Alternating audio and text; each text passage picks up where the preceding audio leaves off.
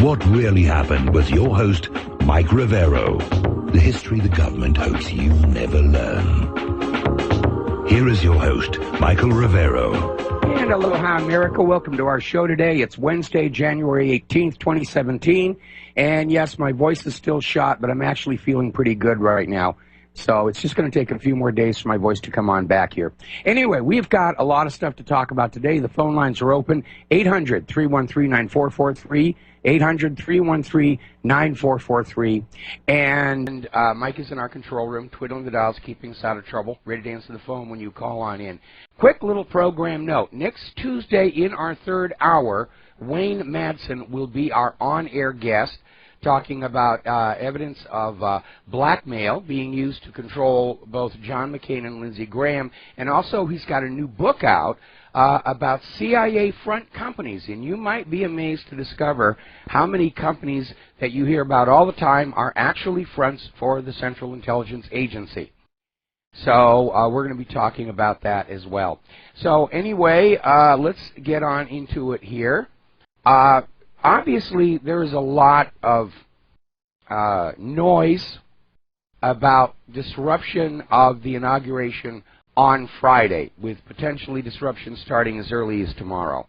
And there's a lot of it. It's obviously well-funded. If you do a Google search on this Disrupt J20 group, they have a lot of professionally produced graphics and videos and so forth and so on. Obviously well-funded, well-organized. And they're basically out there with this claim that they're trying to save the United States from fascism, which is ridiculous because that's what we just got out of. And they're still out there saying they're going to stop the inauguration and prevent Donald Trump from becoming president. Now, that is going to be a little bit tricky because Donald Trump is not required by law to stand up there on the steps of the Capitol building and take the oath of office. He could take the oath of office in a broom closet and he would still be the President of the United States of America. The only way they're going to prevent Donald Trump from becoming president is either burn Washington, D.C. down, and he can still take the oath in, say, for example, New Jersey. He could take the oath on Air Force One. So it's ridiculous. And they're out there saying stop the Trump-Pence regime before it starts. Are they just being crybabies? Or is there something else? Now, Project Veritas has come out with these videos where they're catching these organizers and leaders talking about some very drastic steps, damaging steps. Butyric acid into the ventilation system at one of the venues for the inaugural ball. Chaining the trains to the train station so that that system will not work, so that people can't get to the inauguration. And they're talking blockades, they're talking about just trying to shut the entire city down. Now, it's important to keep something in mind. These planned disruptions in Washington, D.C. are not a genuine popular response to the election of Donald Trump. They are a bought and paid for fake color revolution identical to the ones used by the CIA to bring down legitimate elected governments around the world and replace them with dictatorships, and that is what they're trying to do here. That is very obviously the plan. Now, it's an act of desperation. But there does seem to be indications that at least somewhere, some fevered brain actually thinks that there's a chance they could pull this off. Now, as you know, ads have been surfacing in newspapers all across the country, hiring paid disruptors, paid protesters to fight against Donald Trump. And one of them is called Demand Protest, and they are paying people a monthly retainer of $2,500 on top of the standard $50 per hour you're actually at an event, as long as you participate in at least 6 events. Now, the problem is this group has now been linked to George Soros. That's where the money is coming from. Soros is very unhappy that his globalist dream is starting to evaporate, and he's using all of his money to try and fight back. There are ads for these paid protesters in 24 cities across America right now. And the ads simply say, get paid fighting against Donald Trump. Sounds like incitement to revolution to me. And you have to figure, what the heck is going on here? Because over at the Huffington Post, they've run a story that carries the subheader in bold type, Hillary Clinton is the rightful president-elect of the United States. And the article just goes on and on with charts and graphs about why we should ignore the Electoral College, why we should ignore the rules and just go with Hillary's claimed lead in the popular vote, ignoring the fact that pro-Hillary election fraud was documented in at least 5 states.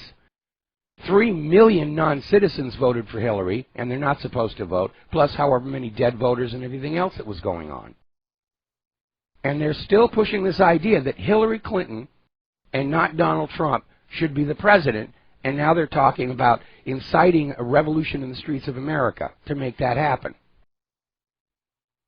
And over at 12160.info, they've got a story saying the rumors of Hillary, the comeback queen, will not go away. There is all kinds of talk and buzz that she still holds out some kind of a hope of grabbing that White House for herself with a coup d'etat. Now, the war of words between Donald Trump and CIA Director John Brennan, it just continues. And Brennan is losing the PR battle here, but he's still going at it. And frankly, what worries me about that, Brennan isn't acting like a man who should be cleaning out his desk at this point. Now, yesterday we had a caller into the show talking about the polonium poisoning of Roger Stone. And I did a little more digging on this matter. It looks to me like this may have been somebody's warning to Donald Trump. We can get at you. We can get rid of you. And I think they chose the polonium because of the links to that assassinated Russian spy, which was blamed on Putin, but more likely done by agents in the West. And by the way, if you're having trouble seeing my website, the children are back at it. They're hacking my server. So Stone is now saying that he was poisoned with polonium. Not enough to kill him, he thinks, and we certainly hope. But it's very, very hard. Now, maybe it's just a big tantrum. Maybe all of this is just a lot of whining and crying and, you know, we didn't get what we want, so we're going to roll around on the ground and kick and scream and set a few fires and so forth and so on. Over at Global Research, they're saying basically this soft coup is already collapsing. The CIA is bluffing. Russia did not hack. They're also reporting on the blackmail of John McCain and Lindsey Graham by the CIA. So this may be why Brennan is acting like he's running the country, because in his mind he thinks he is. But one thing is very clear at this point.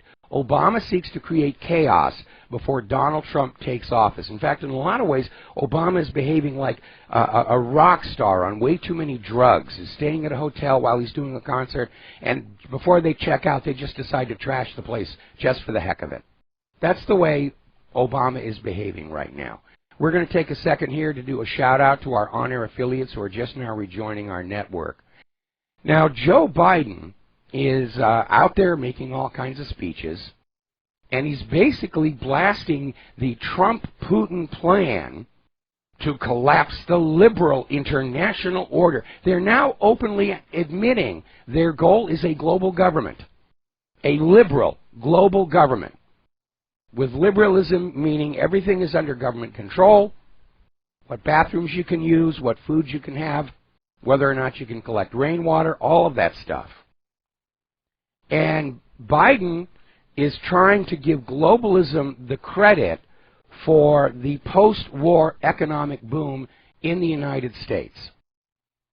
And that's absolutely not true. The post-World War II economic boom in the United States was based on 2 factors.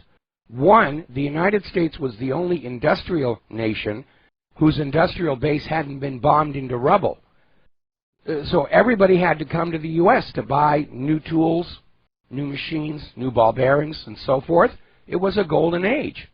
And the other part, of course, was the fact that the Bretton Woods Agreement required all of the world's financial centers to conduct international trade and banking using U.S. Federal Reserve notes that were either borrowed at interest or acquired by sending manufactured goods and agricultural produce to the United States in exchange for ink and paper. Now, the economy was already starting to fade from the monopoly on industrialism. In fact, our manufacturing went into serious decline, and it was replaced with various scams like the petrodollar. And yes, we did have an economic boom from the tech boom, but that had nothing to do with globalism. That was the technological fallout from the Apollo moon missions. Globalism did not, in fact, have any part to play in the economic history of the second half of the 20th century. But Biden is trying to claim it is. He's trying to say globalism is the only reason we had reasonable lives in the second half of the 20th century. And we have to continue that policy. I mean, they're desperate. Now, right now, today, is an important anniversary. 56 years ago today, Eisenhower, in his farewell address, warned America of the military-industrial complex and the danger of having this immense arms industry with so much wealth and political power that it could, in fact, warp the United States to its own continued economic interests, which is exactly what has happened. Now, today we call it the deep state, but Eisenhower saw it coming, and he did try and warn us, and the adults of 56 years ago should have been paying better attention, because that's what happened. Now, interestingly enough, if you are a fan of Judge Andrew Napolitano, and I am, I'm definitely one, apparently he's been spotted for a second time at the Trump Tower. This has fueled speculation that Donald Trump may be considering Judge Napolitano for a position on the U.S. Supreme Court. At the very least, it suggests that Trump is looking at Napolitano for some kind of a key position within his administration. I think that would be a good thing. Of course, there's always that problem of getting confirmations from an openly hostile Congress. And there's going to basically be a fist fight between Donald Trump and the Congress. And we, the American people, are going to have to stand side by side with President Trump and basically tell the Congress, you go along with these changes, or you're out next election. Because we just got done proving that, yes, in fact, working together, the American people can overcome all the election fraud. And 2 years from now, which is the next election, the midterms elections, we're going to have a different election system. And we've got a president who's going to be fully on board with overhauling and reforming that system and taking it away from the current one, which is clearly designed to facilitate and conceal election fraud in favor of something where it's going to be a lot harder for politicians like Hillary Clinton to steal primaries and elections. We need that. Now, a little bit of side news. You probably heard yesterday, former President George Herbert Walker Bush went to the hospital, and initially his public spokesman said it was minor, he's responding to medication, he'll be home in a few days. Apparently, he is suffering a severe respiratory problem, and he required a procedure under sedation. And apparently, Barbara Bush has been admitted to the hospital for fatigue and coughing, indicating that whatever George has, Bush may have picked up. And these are elderly people. George is 92, Barbara's 91. And so they may not be doing very... There are some nasty bugs going around, obviously. And I'm sure George and Barbara got all their required vaccinations, so I have no idea why they'd be sick. Now, Ron Paul has issued a warning that freedom of speech is very much under attack in the United States of America by the corporate media, which has lost its monopoly on information flow to the public, and by the government, which is absolutely paralyzed if they cannot lie to you with impunity. Mea maxima culpa. Now, we're starting to see all kinds of polls come out in the corporate media, and a lot of them are directly contradictory, which tells you someplace somebody's lying and fibbing about what's going on.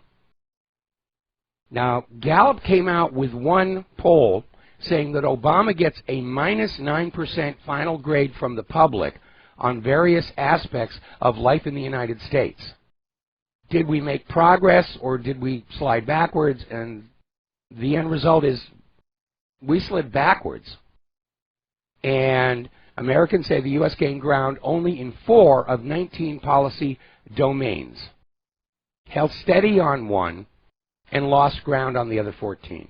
But Gallup also has a poll out claiming Obama is the most admired man in America? That doesn't make any sense.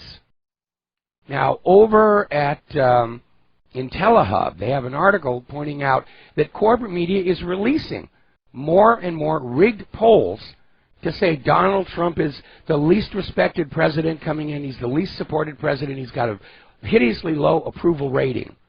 They're trying to smear and discredit him in the corporate media. But remember, these are the same pollsters who said Donald Trump had no chance of winning the nomination, and then after he won the nomination, no chance of winning the election. And they're still out there thrashing around here and hoping that you won't remember only a few months ago when the media was lying about the poll results. Even the Wall Street Journal got into it. They claim they have a Wall Street Journal NBC poll claiming that Donald Trump is the least popular new president in at least a generation. Well, not to be too kind to them, it was the same Wall Street Journal NBC polls that assured us Hillary Clinton was going to win the election in a landslide. These polls are not measuring public feeling. They're trying to manufacture it in the hope that they'll say, oh, 9 out of 10 Americans don't view Trump as legitimate, and they're hoping that you'll go, bah, bah, and just go along with the rest of the flock. But we've kind of outgrown that at this point. The American people have become very skeptical. The American people are tired of being treated like a flock of animals. The American people are, frankly, tired of being treated like morons by the corporate media and the government. And over the decades, it does seem that the constantly growing egos of corporate leaders and politicians, they really do think they're superior because they're willing to lie, cheat, and steal. But the willingness to lie, cheat, steal, and kill doesn't make you a superior human being. It makes you a human being who's willing to lie, cheat, steal, and kill. And that's all it is. Now, the president of CNN is out there screaming that Donald Trump is trying to delegitimize journalism. That's nonsense. CNN delegitimized itself, and apparently the CEO's or the CNN president's ire wasn't all that great because CNN is requesting a press pass to the inaugural ball. Fox News was just having a story out there. As you know, the corporate media is demanding that Donald Trump stop using Twitter. You will go through us. And Donald Trump says, no. I'm going to go on using Twitter because the corporate media is dishonest. And he's absolutely right. And so the corporate media apparently has the attitude, we don't care if we're dishonest and spinning everything. We don't care if we lie. That's our job. You are required to allow us to filter everything that you say to the American people. Remember when the corporate media was twisting around Ahmadinejad's words to make it sound like he wanted to declare war on Israel? Trump doesn't need that kind of inconvenience right now. All right, we're going to take a break for commercials. We'll be right back. And hello, America. Welcome back to our show here. And getting on back to the news, and, well, can't even really call it news anymore. It's your daily dose of propaganda coming out of that corporate media. Now, Judith Miller, who is currently a Fox News contributor, responded to Obama's commuting of Chelsea Manning's prison sentence by tweeting out how many people have died as a result of Manning's leaks. And everybody jumped all over her and just slammed her. And for good reason. Because back in 2003, she was a New York Times journalist who cited all of this dodgy, later discredited evidence claiming that Iraq had weapons of mass destruction. She was one of the people pushing that lie about weapons of mass destruction in Iraq. How many people died because of that lie? 4,400 U.S. troops. 31,000 wounded, some of them permanently crippled.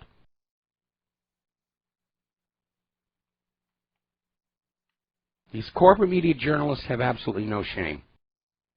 I think their consciences have to be surgically removed as a condition for employment. They have to demonstrate a talent of being able to stand there with their hair on fire and report they smell no smoke at all whatsoever. Now, Abby Martin is out there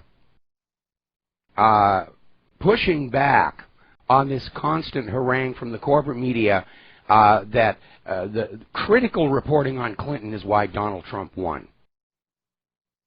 And we know that Hillary and the liberal snowflakes are trying to find somebody to blame rather than look at themselves in a mirror. They have maybe they're all vampires. Maybe they can't see themselves in a mirror. Sort of raises the question, you know, how did Dracula manage to get his hair combed and looking so neat? But here's the point. Reporting on candidates with an honest media is supposed to be critical. That's the media's traditional job, to serve as a watchdog on government abuse and corruption. And let us not lose sight of the fact that if Hillary Clinton and her team had been playing by the rules, both at the State Department and during the campaign, there wouldn't have been anything to be critical about. They're trying to blame the messenger. The attitude is, of course we're going to break the rules. Of course we're going to have private email servers. Of course we're going to steal the nomination from Bernie Sanders. How dare you report that to the voters? What's wrong with you people?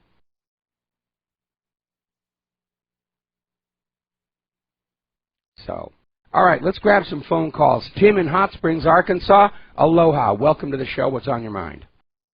How you doing today, Mike? Well, hanging in there. I hadn't heard anything about John from his family from the Bahamas or wherever it is down there. Are they doing okay? I have not heard anything back since the funeral, and I'm loath to intrude as to what's going on down there. But I know there was a huge global outpouring of sympathy and condolences and support, and but at this point, I prefer to just let them have their privacy. Yes, sir. Well, now, you said Lady Claire was a music director in a church? She's a choir director, yes. Oh, well, tell her I'm praying for her, because I was at for a little over a year in one of the churches here in Hot Springs, and I know what she's going through. She has to put up with the same things I had to put up with. She's actually been a choir director.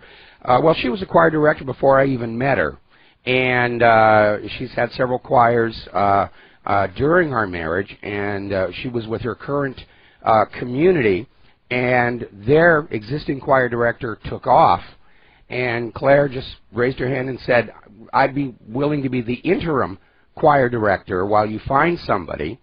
And after about, few weeks, the pastor came back and said, I think we can take interim off, because she is very good. She's a very good vocal coach, and of course it's an opportunity for Claire to get some of her original works performed, which is why I'm in there being her roadie. Well, that's great. I wanted to bring back a man who we haven't heard from in a long time. His name is Ralph. I'm going to have to put you on hold. Don't hang up. Okay. I'm going to come right back to you after these words from our sponsors. Aloha, America. Welcome back to the show. We're talking with Tim in Hot Springs, and you wanted to enlighten us about Ralph Epperson. Yeah, I've got three separate points, but the first one is Ralph. He wrote a book called The Unseen Hand, and I don't know how many people know about this book, but it'd be a good book to read if you want to really know what's going on.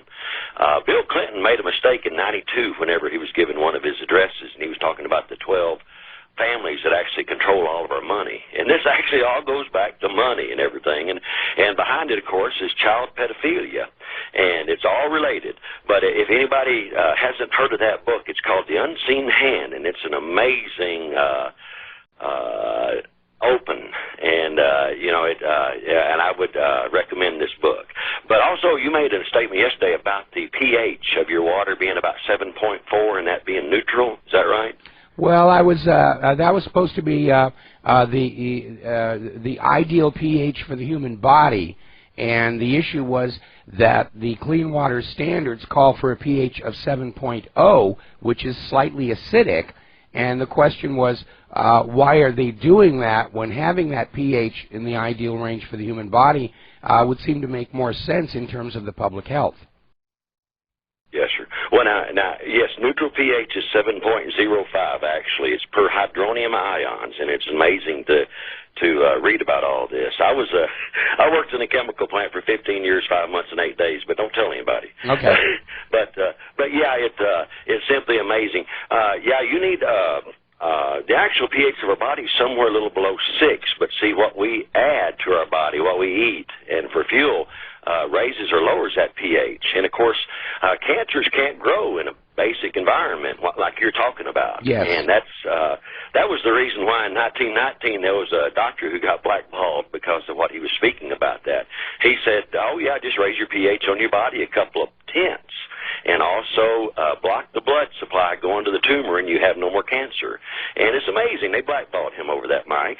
But anyway, I had to laugh about this because last time I called you, I was talking about the gold trail, of course, and I have a source that's actually told me this is correct now, and I'm not going to say another word about this because, like you, I got attacked on my computers. They actually turned one on that I had off of Wi-Fi, and it overheated it so bad. The only way I could get it back up was in the safety mode. And so I know what you're going through, and I'm glad you're doing this, Mike, because we need more people talking about these things.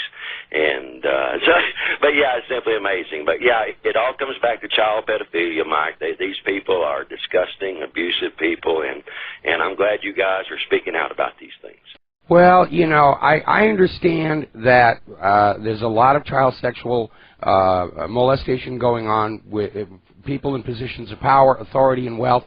I don't understand it, whether it's just that, because they get everything they want from life. There's no real challenge, and maybe it's the thrill of doing something so vile and getting away with it. But I really don't understand it, and to me, being a frustrated daddy, you know, I have a completely different view of how you're supposed to treat children, and you know, it just it angers me. It's one of the areas where my emotions can sometimes get out of control. Yes. Well, you know, I know you don't like talking about religion and all, but remember, this all comes back to a sacrifice. In other words, we either serve one God or we serve another God, and I don't want to get any more deeper in that because I know you don't like talking about these things. But they literally serve the God of the underworld, and so that's all I need to say. Well, you know, that can be their excuse. I mean, the basic reality is good people are going to do good things, bad people are going to do bad things, and both are going to cite some religious doctrine, and you know, as their excuse and justification. The fact of the matter is, you know, it's almost like both politics and religion somehow make noble the basest of human desires, and maybe that's just a big part of it. That if you're that rich and that powerful, or you're wearing the right robes or anything, that you feel that you're allowed to do these things. And yes, I don't really understand it, and I don't really plan to invest a huge amount of time studying it.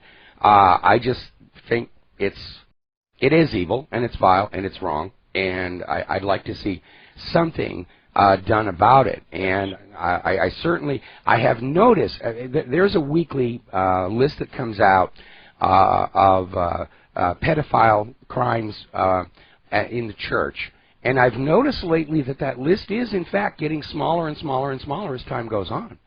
And that, to me, says that maybe the church is finally starting to deal with this. They still want it out of the public eye, but they're still dealing with it.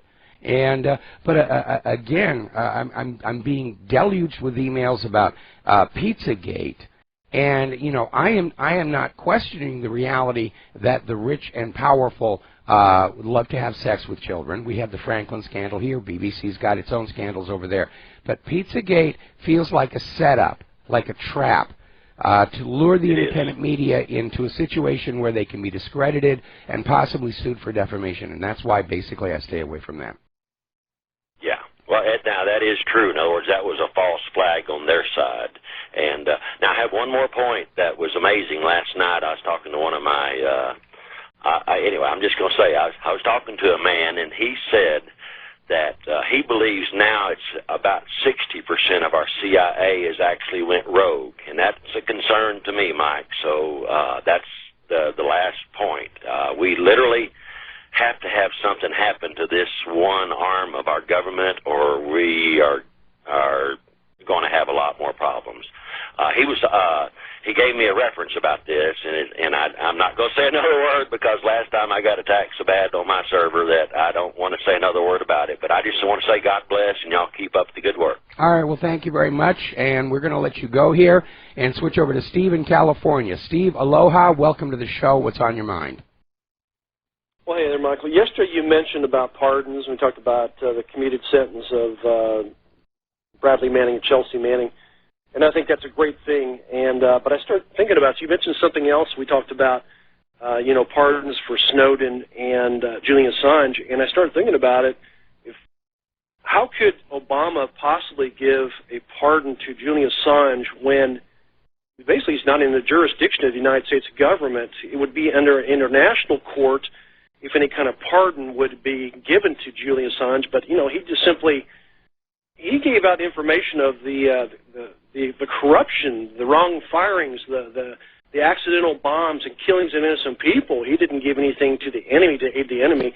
So I was just kind of curious what you thought about that, because to me that would be under an international pardon if charges were filed on him against an international court, not a U.S. jurisdiction situation where a president can make a pardon for anybody. Here's the situation. First of all, the only charges that currently exist against Julian Assange is a sexual assault charge, and that one's falling apart because the alleged victim has now gone public that she didn't actually make the allegations that are in the arrest report, which is someplace in Europe. The issue of a pardon for Julian Assange is if he sets foot back in the United States of America, he can be charged under Title 18. Now, the latest word we have is that Assange's lawyer is saying Assange does plan to keep his his end of the bargain. With the commutation of Manning's sentence, Assange is going to be accepting extradition and come back to the United States of America. Now, it's not going to happen until after Trump is in office, but that's the issue there. Same thing with Edward Snowden. And there's two other pardons I'd like to see happen as well. Leonard Peltier, he's going to die in prison if he's not allowed out. And this is a man who, like James Earl Ray and so many others, tragically, has been railroaded into prison for a crime he did not commit for political reasons. And it's time to right that wrong as well. Well, would the government be able to make, I mean, you might have to explain a little bit to me, I don't understand Title 18, but in Title 18, I would think you would have to have concrete proof to show that what he divulged to the public and the world, the atrocities that were being committed, would have benefited the enemy. And I can't see that to be the case. Could you explain a little bit more about Title 18? Well, first of all, benefit doesn't have to be demonstrated. Neither does malicious intent. That's why James Comey's excuse for Hillary Clinton never passed muster. But the mere transmission of classified information, and some of this was classified, is basically considered an act of espionage, even if there's no money changed hands or anything at all. And you need to really read Title 18 all the way through and understand the various ins and outs. For example, if somebody leaks you some information to whistleblow, and then you turn around and you ask them for more, that's a Title 18 violation right there, because now you're soliciting an act of espionage. So you have to be very, very careful. I recommend that you read Title 18 all the way through. Well, there appears to be a war on whistleblowers then. I mean, that's pretty sad that when you can't tell the people what's really going on, because you know we're not going to get the truth from our corporate media, but this guy puts his neck on the line, tells the truth of the atrocities, and he's the bad guy. Amazing. Yeah, yeah. And Hillary Clinton sells out her country, and they're still saying she should be president. Hey, thanks, Michael. Get better. All right, thanks an awful lot. We're going to switch over to Jeff in Minnesota. Aloha. Welcome to the show. What's on your mind? Well, browser hijacking. Okay, I'm down to my 2 Dells have crashed, and I can't afford to get them fixed, and my iPad slipped into a mop bucket, and that's done. So I'm down to an iPhone and an old iPhone 5, and I read a lot of blogs, and so many of them, you can't even read like one line in the story, and it's taking you to load a app or a game or an ad, or wants you to send them your email. Yeah, what can we do? It's completely out of control. I mean, as far as, you know, the American public, in fact, the whole world, it's open season on your electronic devices. And the reason is because, you know, the government turns a blind eye. The more malware that's out there, the more you are forced to buy security software, and that stimulates the economy. It's called the broken window effect. And the fact that we probably is there any like anybody that could like design a site where you could like go to that site and then go out to one of your blogs, and it would tell you what crap it's going to try to throw at you and hopefully disarm it? Well, there are some websites that you can go to. They can't disarm what's going on. If you're dealing with a browser hijacker, it is on your system, and as opposed to the web server. Even an iPhone now can have a browser hijacking? There's browser hijackers on the iPhone and on the Android. It's completely out of control. So what do we do? How do we? You go out and you buy security software. You can do that. You can do a factory reset and then reload the backup through iTunes. But if it sounds like you don't have your desktop anymore. Well, what happened? I went to the Apple store last week, and they used their computer to restore me and set me up. And then when I got home and got on a Wi-Fi and plugged in the power, then it did the restore. But still, it's you can't read more than 1 or 2 stories, and it wants to load an ad or a game. I don't need any games or apps. Yeah, it is out of control. I wish I could give you more advice, but it's like your privacy. The government won't protect your privacy. You have to take responsibility for it. The government is doing nothing about cybercrime and malware. You have to take that responsibility yourself. And it's a lot of work and a lot of money. And, I'm really sympathetic, especially when you look at all this ransomware stuff. I mean, you could almost consider that an act of war. In fact, how does our government know that the ransomware attack plundering the American people isn't an act of war by a foreign country? They're not even looking. I sold my laptop to a guy, a friend of mine, and I told him, because he didn't really have a lot of web experience, it says, beware of all the free porn, right? Yes. And when I went to bed, right, and like 5 hours later I get up and he's got some locked screen. And that was the end of that thing. So 5 hours and it was locked, and I don't know what happened to it, but well, okay. I remember some years ago I bought a laptop used from somebody who was just complaining that it was too slow to use anymore, and she was just going to go buy a new laptop anyway. And so she sold me her old laptop for ridiculously low price. And as is my normal practice, I never plug it into the local network until I've done a clean out on the machine. And I found something like 40 different pieces of malware on this laptop. And after I got it cleaned up, man, it was like brand new. It was really cruising along. But it is. How do you? Well, I can't help you on the iPhone. I do know if you go to the App Store, there are security, anti-malware, antivirus apps that you can buy. And but it is an out-of-control problem. And I'm hoping after Trump gets into office, he's going to recognize that this out-of-control cyber malice, cybercrime, is a threat to the economy, and he's going to push for laws that are going to have really stiff penalties for the people doing this stuff. Personally, I'm in favor of public crucifixion as a way of deterring more of this stuff. But right now, when we have a government that thinks it's okay for this to happen because it forces us to buy security software, the problem is going to continue.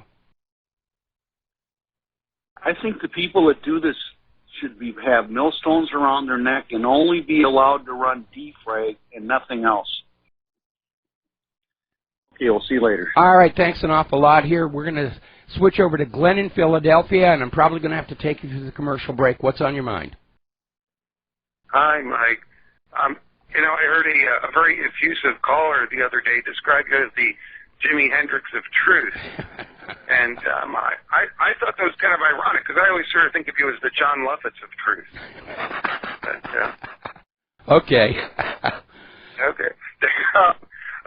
One thing I wanted to mention about Assange, I just heard you say something about him allowing himself to be extradited in response Yes. to this commutation of the sentence. I heard someone else challenge that earlier today by pointing out that commutation is not the same as pardon, and supposedly he stipulated, that Chelsea Manning were pardoned, because commutation doesn't negate the verdict, whereas a pardon negates the verdict, I believe. No, and so they're saying a pardon is not the same thing as an exoneration. Okay, hang on there. We got to take a break. We'll be right back. And aloha, America. Welcome back to the show. We're talking with Glenn in Philadelphia about the difference between a pardon and a commutation. Both are forms of what is called clemency. And the difference between them is a commutation simply says, you've served enough time in jail, we are letting you out. Okay?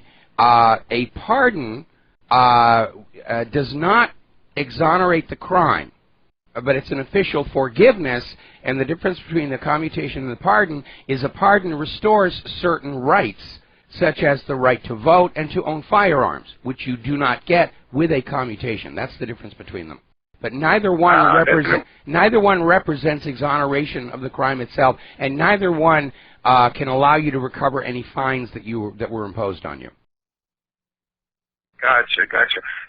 So that sounds like that makes a lot of sense.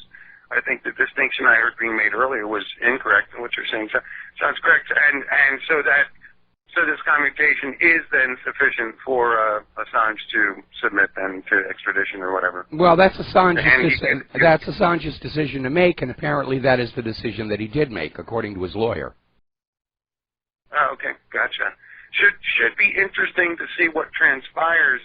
Actually, with all this talk about assassinations running, about these days, there might be some concern about his physical safety because, even if he's brought back to the U.S., there are still people who bear him ill will and are probably afraid of things he could release in the future. So I would think he would still need to be a pretty well-protected guy, whether in or out of jail. I imagine so. I mean, there's a lot of wet work going on right now, and anybody who's involved in speaking truth to power has to be very vigilant and very careful and really have an eye on their security. Amen. All right. Thanks, Mike. Take care. All right. Thank you. We're going to switch over to Dustin in New Jersey. Aloha. What's on your mind today? Dustin, are you there? Hi, Mike. How you doing? I'm doing fine. Feel better? Yeah. Well, I actually feel good. My temperature is normal. It's just the voice is taking a while to recover. Hey, Mike. One of the things before I talk about the topic I called is a lot of people, if you have ability to use a wired connection over wireless, I'd pick wired over wireless any day. Yeah, I'm absolutely in agreement. Wi-Fi can be hacked from outside. We know that the Wi-Fi routers themselves can be hacked. And even if you have people who are trying to find out about you, using a wireless mouse and keyboard is broadcasting everything that you are doing to the immediate neighborhood. And so, you know, here at Rivero, it's all wired keyboards, wired mice, hardwire wherever possible. We do have Wi-Fi, but it's extremely secure, and certain things are not allowed to happen over it. Yeah, wireless is just too prone to interference. I agree. Can you hold me over? Yeah, I'm going to hold you over here because I got a weird story to share with you. Aloha, America. Welcome back to the show. Hour number 2. The phone lines are open, 800-313-9443. And we're talking with Dustin in New Jersey. And before I hand it on back to you, we're talking about the security risks of using wireless keyboards and wireless mice, of literally broadcasting what you are doing in the privacy of your own home to anybody outside who has the appropriate equipment to pick up those signals and interpret them. And it was kind of interesting because the mouse on Claire's desktop suffered a failure, and so I went down to the local Office Depot to buy a new corded mouse. And I walk on in, and there's this big display of wireless mice on sale for $9 each. And I get a store clerk and I say, I don't want a wireless mouse. They go through batteries way too fast, and there's a security issue. Do you have any mice with cords on it? The only one they had was $85. It's like they're pushing the wireless on us in order to make us more vulnerable to outside hackers. Must have been one of those razor mice. No, it wasn't. It was a gamer's mouse, but it wasn't a Razer mouse. I mean, besides, the Razer mice are not wireless. I use them here because I'm very rough on the hardware, and I discovered that if I use gaming keyboards and mice, they take a pounding. It's still not enough. I'm on my 3rd Razer keyboard on this desktop machine now. I have a really heavy type because I learned to type on a mechanical typewriter, and I played piano, and so I'm very, very rough on keyboards. If anybody doesn't know what a mechanical keyboard, get one. They're amazing. Yeah, I hate the little chiclet keyboards and the soft touch ones. I love the feel of a mechanical keyboard. Hey, Mike, Joe Biden said it all. Threat to the global order. The global order is in decline, so they're going to do anything they can, including revolution in this country, to keep the global order the way it is, and that's it. Yeah, I'm afraid they are not going to go quietly into that good night. And that's all I wanted to say, Mike. All right. Thanks a lot. Thank you. We're going to switch over to Bruce in Texas. Aloha, Bruce. Welcome to the show. What's on your mind? Hello, Michael. It's been a while. Okay. What's on your mind? Yeah. I got to make it quick here. I have to be a road scholar. Means I'm a truck driver that series for radio. Anyhow, what do you think the odds are that the polonium, what's the correct pronunciation for that poison that killed that Russian triple agent and allegedly poisoned Roger Stone with? Yeah, and also Yasser Arafat. There are indications that polonium-210 was used on him as well. That's right, Arafat. Yeah, especially Arafat. What do you think the odds are that they all came from a single source somewhere in the desert there in Israel? Well, polonium is actually very easy to get. It has a lot of industrial applications for destatticking devices. In fact, back before they realized how dangerous it was, in the days of phonograph records, they would actually sell this little thing in the audiophile stores that was a destaticker, and it was a little handle with a little strip of polonium in there and a brush, and you would clean your records with it before playing to get rid of the dust and the static electricity, because the earliest cartridges, which were using magnetic coils, that static electricity would result in pops and crackles. And so it's really available in a lot of different places. Certainly in the case of Yasser Arafat, I would look at Israel. In the case of the Russian spy, it was blamed on Putin, but there were a lot of people who wanted to kill him. In the case of Roger Stone, I would say a more domestic source is likely. Yeah. I happen to entertain this angle that I don't hear reference too much, especially on shows like Alex Jones. I think the whole angle on the anti-Russian propaganda over the last few years, 90% of it due to Israel's frustration with Middle East, blocking their moves in Iran and Syria. Yes. Yeah. Well, it's not just Israel that's frustrated by that. So is the United States. You know, Israel wants to expand into Eretz Israel, but the United States agenda, Wesley Clark blew the whistle on this, was to conquer and control all the oil-producing nations of the Middle East, shackle them to the U.S. dollar, to basically maintain control over that oil and the currency that it was being traded in. That agenda is failing, and it looks like Syria is going to be pretty much cleaned out of the U.S.-backed terrorists within the next few weeks. Okay, have you ever seen the movie, we talked about movies before, have you ever seen the movie Munich by Steven Spielberg? Yeah, I did a long time ago, but my understanding of what happened at Munich is a little different than Steven's. It seems to me more like a PR piece for Mossad. Well, I mean, the Mossad faked a lot of terror attacks to build sympathy. The British intelligence released documents a few years back that Shin Bet actually organized the hijacking that led to the raid on Entebbe, so they could say, oh, bad Palestinians, heroic Israelis, and so forth and so on.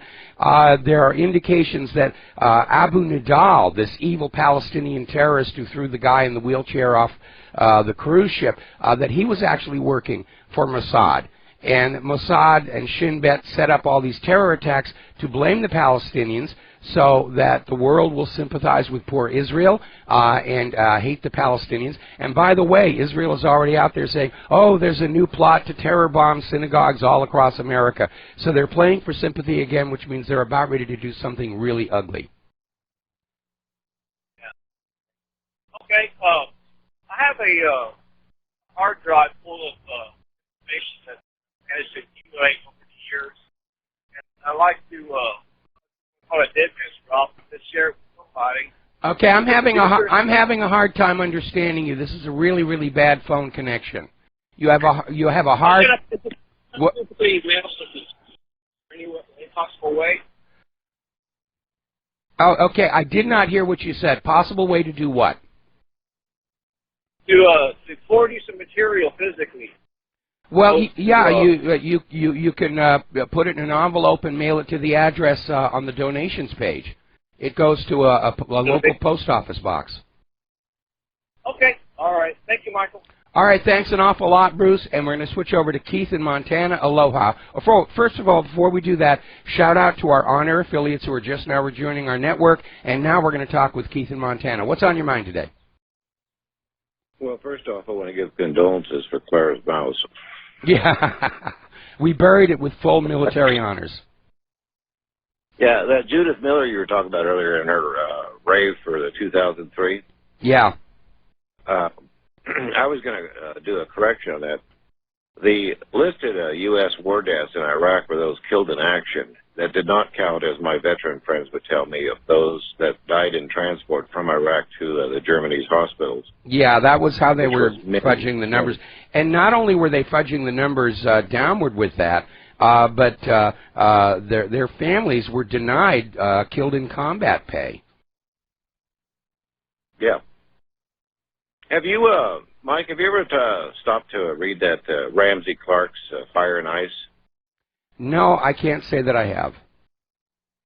You should Google that and read that. That's when the first ground war actually started. Actually, it was an air war that started over in Iraq. And if you read that, how they called it a turkey shoot and everything, where the U.S. choppers would show up in the middle of the night over a mile away and start blasting all the Iraqis, and even those that surrendered were shot and everything like that. It's a very interesting article, but it shows the amount of tonnage of bombs and stuff that were used on that campaign over there, or conflagration, I guess they call it. Yeah. And it's, and again, this is all based basically on lies. It's like somebody put a map out there on Twitter the other day that it showed Iran renamed as BP, Syria, Exxon. Yeah. And that's basically the truth of it, Yeah, that really is it. Okay, well, thanks. Yeah, I was going to say, wait, Mike, one more thing. Yes.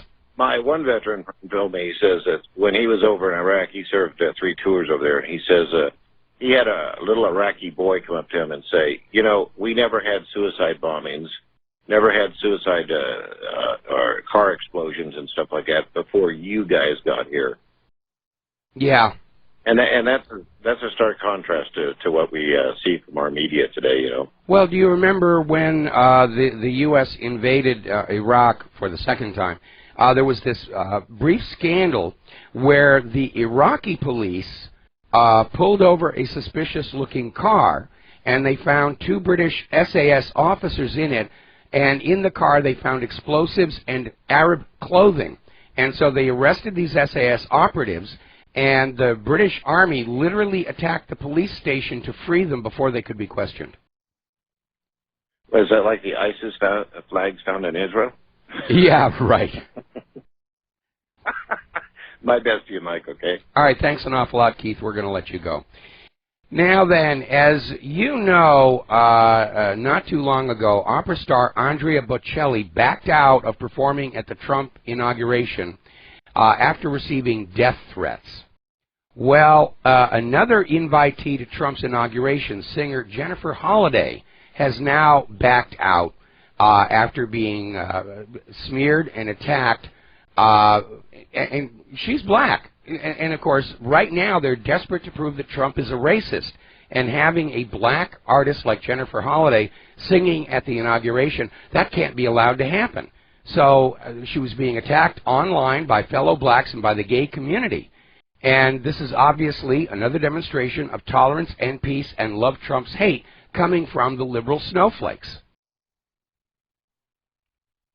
They really are behaving like children. And, it's almost reached an all or nothing mindset, where they're either going to succeed in driving Trump out and putting Hillary in, and if they fail, their credibility and legitimacy is destroyed. Liberalism, the Democratic Party, certainly Hillary and her people, I mean, they've savaged their own public image along with that of the corporate media. Plus the fact that if they do kick up a huge fuss after Donald Trump takes his oath of office, he will have the authority to call in the National Guard, if necessary, the Marines, and start throwing these people in prison. They are committing major crimes: incitement to riots, incitement to violence, incitement to, conspiracy to commit murder. We might actually see some mass hangings in the near future. I'd like the rope franchise. Now, John McCain is out there trying to regain the moral high ground over this dossier that claimed Donald Trump and 2 prostitutes defaced a bed in the presidential suite of the Moscow hotel where Obama and Michelle had once slept. And the story turned out to be completely bogus, totally over the shark. And McCain is out there saying, well, the leak of this report, it was totally wrong. It was a totally wrong thing to do. Forgetting that McCain himself was part of that pipeline. He was used as a propaganda laundry, because the report was given to McCain, and McCain gave it to the intelligence agencies, who then incorporated it as if it were fact into their reports on Donald Trump, which were then leaked to the media. And most of the media, even they thought it was just way beyond the pale of belief, until BuzzFeed ran it. Now, it has since come on out that this report originated with a private intelligence firm, Fusion GPS, and they were hired back in September 2015 after Donald Trump announced he was going to run. And they were very well funded. And now, according to this article that is over in Journal Neo, the mystery donor who funded this fraudulent report is George Soros. And Soros has made himself into one of the strongest possible arguments for socialism by showing to us how dangerous it is to let individuals acquire too much wealth. They start acting like they own the world and they can do whatever they want. Soros is not elected to be the government of anything other than his own corporations. And yet he's out there interfering with governments all over the world. He's certainly tinkering with our government, and it's easy to prove that he's doing it. But the corporate media says, oh, Russia's hacking, Russia's doing this, Russia's interfering.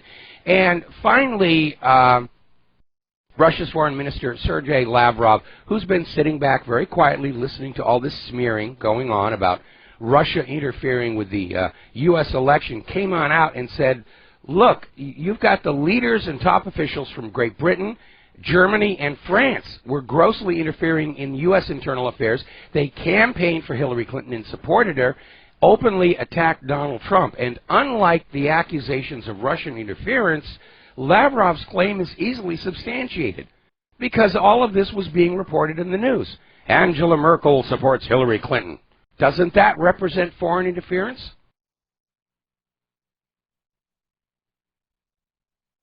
It's only bad when Russia does it here. Now then, getting on back to the ongoing battle between the corporate media and the White House. The White House is now saying that they may abandon the idea of moving the press briefing room. And but they're certainly going to exert control over who gets in there and who doesn't. And they're still talking about allowing bloggers and talk radio hosts access. Now, the White House press secretary is seriously talking about requiring journalists to undergo drug testing in order to receive White House press credentials. I think it's a good idea. I think it's a very, very good idea because reading what some of these people are writing, you have to wonder if they're taking way too many prescription antidepressants. There is still talk, as Obama goes through his flurry of pardons and commutations, that he may yet, before Friday, issue a blanket pardon of Hillary Clinton for all crimes she may have committed in order to prevent any investigations. Now that, of course, will be the biggest of black marks on his legacy. Everybody will remember Barack Obama as the president who covered up for a Secretary of State who may have sold out her nation while serving in office. Because the corporate media and the government are no longer in control of the history. We the people are. We'll decide for ourselves what is worth remembering and what is not. We'll decide for ourselves who the good guys are, who the bad guys are. We'll decide for ourselves what the real news is and what the fake news is. And most importantly, to all those war hawks out there, we the American people are big boys and big girls. We can decide for ourselves who our enemies are and who our friends are. We don't need you to tell us that anymore.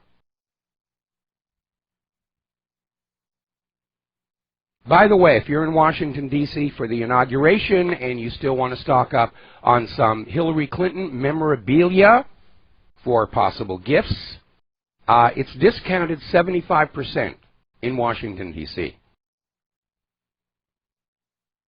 And it's a shame that the losers of the presidential elections don't get a museum. Because if there was going to be a Hillary Clinton museum, I have all these items I had here during the election, the toilet paper, the toilet brush, the nutcracker, and most especially the Hillary inflatable love doll that I would gladly donate to the Hillary Clinton Museum. All right, we're coming up here on another commercial break. When we come on back, we're going to be talking about the war zones. There is a lot going on that we need to pay attention to because it does seem like there are certain parties who are desperate to start the bombs and missiles flying before Trump can take that oath of office. We'll be right back. And aloha, America. Welcome back to the show here. And when it comes to computer security, one of the products that I've been recommending is Malwarebytes, and I'm going to have to withdraw that recommendation because over this last week, all of a sudden, Malwarebytes is now blocking a lot of truth websites, labeling them as malicious websites. They were blocking global research, and now they're blocking strategic culture. And I guess it's only a matter of time before I'm declared a malicious website and put onto the filter as well. So they are now off my list of recommended security software. Alrighty, we're going to take some more phone calls. Bob in Michigan. Aloha, welcome to the show. What's on your mind? Good afternoon, Michael. I've been listening to any number of networks talking about Obama can't pardon Edward Snowden because he wasn't charged with a crime. Well, wouldn't that not apply to Hillary Clinton also? Legally, technically, yes. Unfortunately, Gerald Ford set a very bad precedent when Richard Nixon resigned, where Ford simply issued a blanket presidential pardon for everybody involved in Watergate and then declared our long national nightmare is over. But technically, a pardon cannot be granted until somebody's convicted of a crime. And Gerald Ford was trying to end the investigation before the American people found out just how dirty this whole thing had been. And Obama could easily do the same, and certainly nobody within the government is going to stand up and challenge him on that. Because if that anonymous FBI source is correct and everybody's dirty with the Clinton Foundation, they just all want this to go away. They want the American people to go back to believing that government is good, our government is good, everybody else's government is bad, corporate media is honest. It's not going to happen, but you know they're kind of stuck in a corner. Thank you, Michael. All right, thank you very much. We're going to switch over to Robin in Texas. Aloha. Welcome to the show. What's on your mind? Michael, how are you doing? How are you feeling? I'm feeling okay. It's just the voice is taking a while to recover. Well, I'm all in for the health cures and all that stuff, but we went through that. I'm in Texas, and allergies abound, and I have a little asthma. If you want to get over the hump, Zyrtec, I got to say, it's over the counter, but it's effective. Well, right now I'm sticking. Not doing a commercial. I'm sticking with the Manuka honey and the Nano Silver. And it does seem to be working. Like I said, it's just the coughing over the last weekend did injure my vocal cords, and it's just going to take a while for them to recover. And, yeah, and you're talking every day is kind of keeping it going, yeah, too. It's not helping. I should really just, like, shut up for 3 or 4 days, but I've got the weekend coming on up here, and so after Friday's show, I'm going to be doing, sign language, for the rest of the weekend. That'll be good. That'll be good. A good rest. Well, I just, the inauguration coming up, and in Texas here we have a great group, several groups of biker clubs that they are going to be going, and they are going to be helping, making their services available if they have to give a blockade for the blockades. I'm really proud of them, risking life and limb to go out there. Good for them, but considering their opposition, I don't think it's that big a risk of life and limb. I think anybody looking at all these bikers, being confronted by all these liberal snowflakes, you're just going to start laughing at just how one-sided this is going to be. That's what I'm hoping, but they do tend to get a bit psychotic, and a psychotic person is a dangerous person, even if they're a snowflake. I understand that. But again, by virtue of that psychosis, by virtue of the personality cult behavior, they're not going to be organized. They're not going to be disciplined. There's not going to be any tactical communication going on. And I think, it's going to take maybe 2 cracked skulls, and everybody's going to run like heck. I hope so, because all this noise, we saw it happening last year, even here where we live. Them blocking overpasses and things like this, blocking traffic, and it's so dangerous if somebody's trying to get to the hospital, if somebody has a heart attack waiting in there because they're anxious. That should be criminal. That did happen. That did happen at one point. Yes, it happened all over. Yeah, they blocked an ambulance and the person died because they couldn't get to the hospital. Anyway, Robin, thanks an awful lot. We're going to take a break for commercials and we'll be right back. And aloha, America. Welcome back to the show here. We're going to go back to the phones. Paul in Michigan. Aloha. Welcome to the show. What's on your mind? Hi, Mike. I've been reading about the Democrats who publicly announced they're going to stay away from the inauguration. Mm-hmm. And I just heard something about Obama is going to take Air Force One for a last ride out to Palm Springs, California during this inauguration. It makes me wonder what the CIA has planned. So Democrats are away, Obama's up in the air, and if they got something planned to knock out Trump and a whole bunch of people. Well, I had not heard that Obama was taking Air Force One out to Palm Springs, and technically, as soon as Trump takes the oath of office, it's not Obama's plane to fly around in anymore.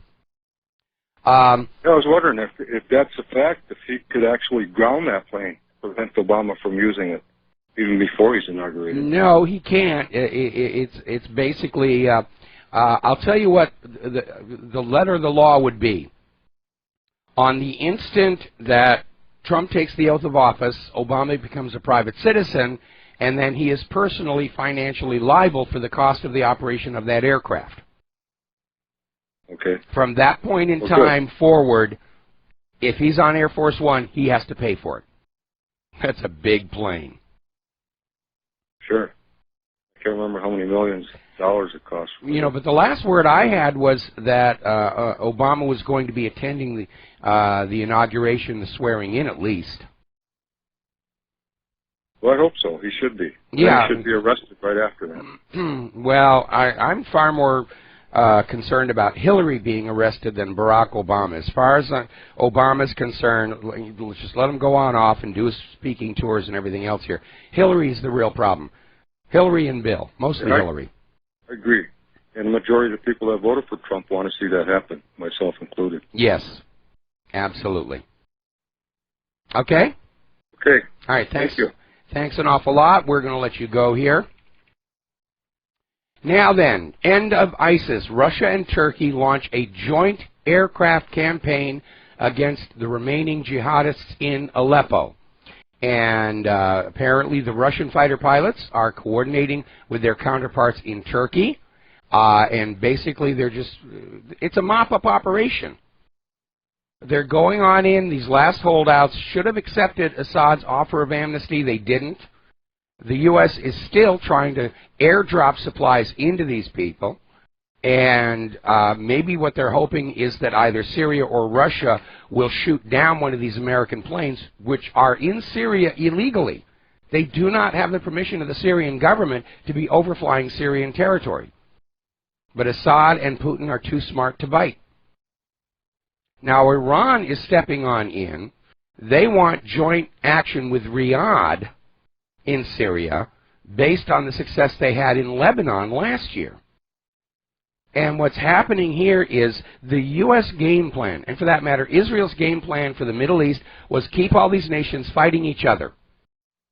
And then the U.S. comes on in and says, we will arbitrate between you, always in Israel's favor. And now all of a sudden, all these Middle Eastern nations are starting to come together, work together, to unify and deal with these issues themselves.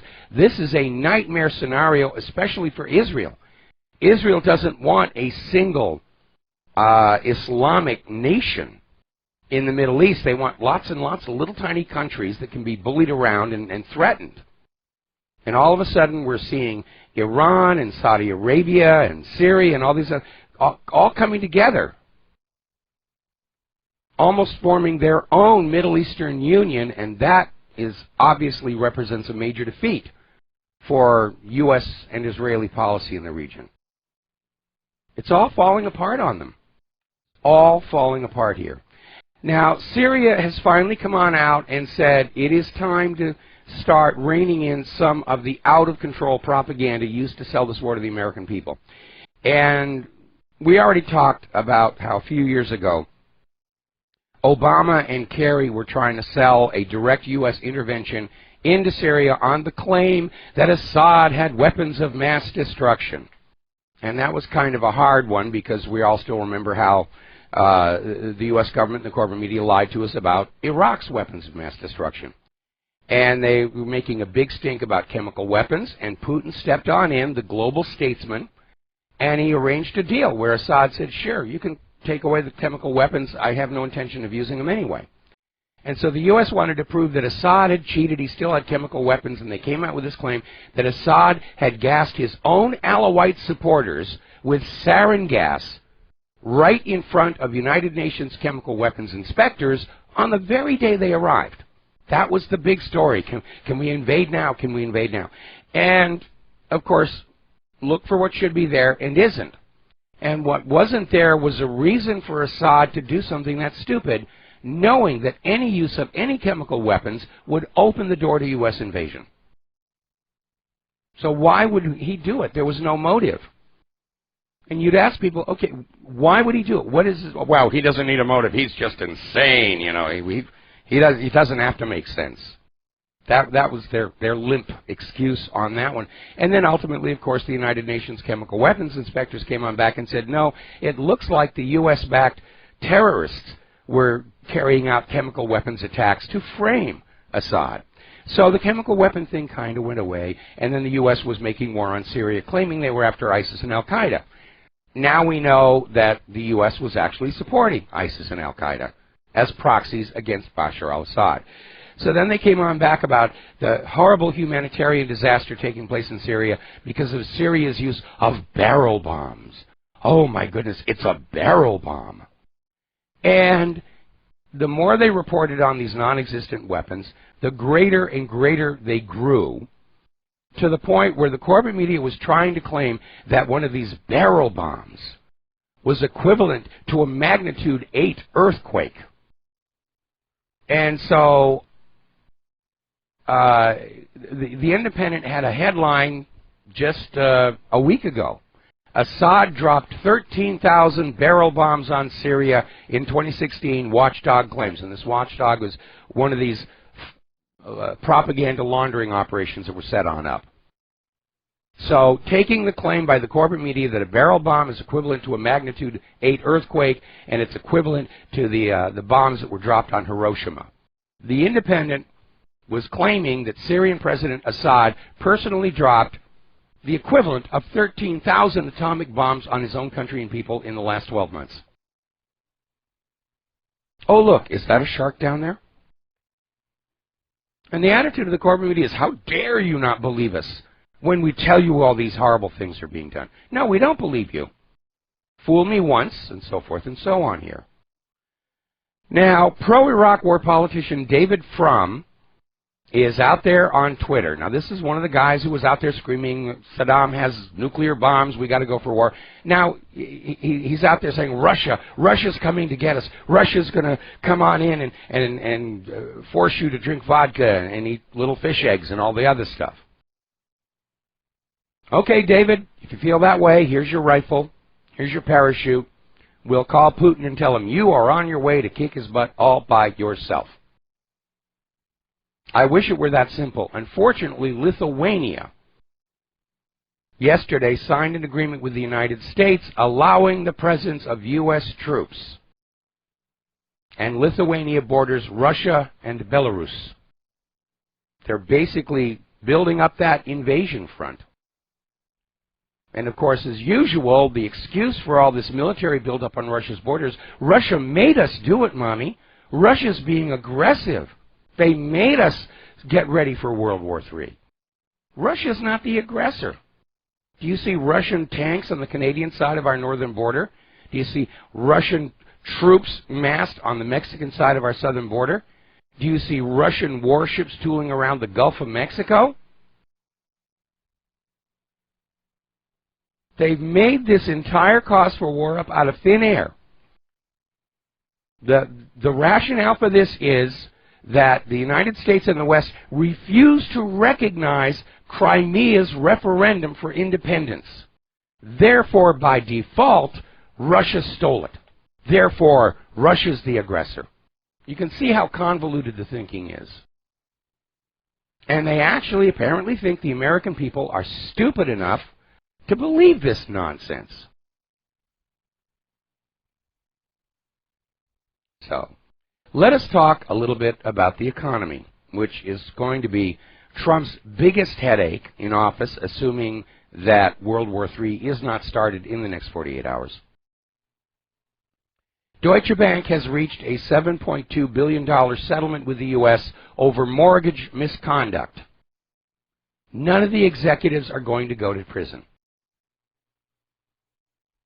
It's great to be a banker in the United States of America.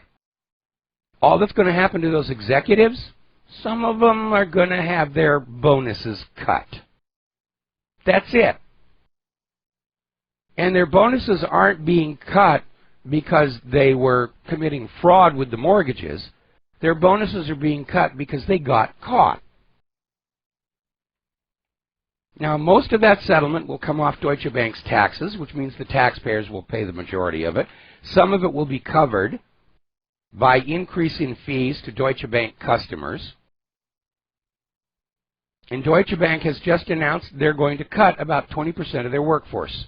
So the ordinary employees who had nothing to do with this are going to pay the price.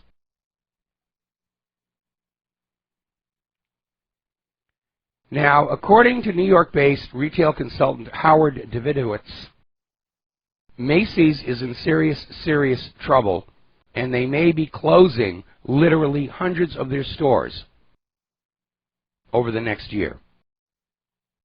They had a disastrous Christmas season. They're blaming the shift to online shopping, which is partly true, but the other part is simply that the American people don't have money to buy things. And I find it amazing that those people who are in charge of our economic well-being don't seem to understand that. When you have a system that by design funnels all the wealth to the very top and leaves nothing on the bottom, who do you think is going to go into those shopping malls?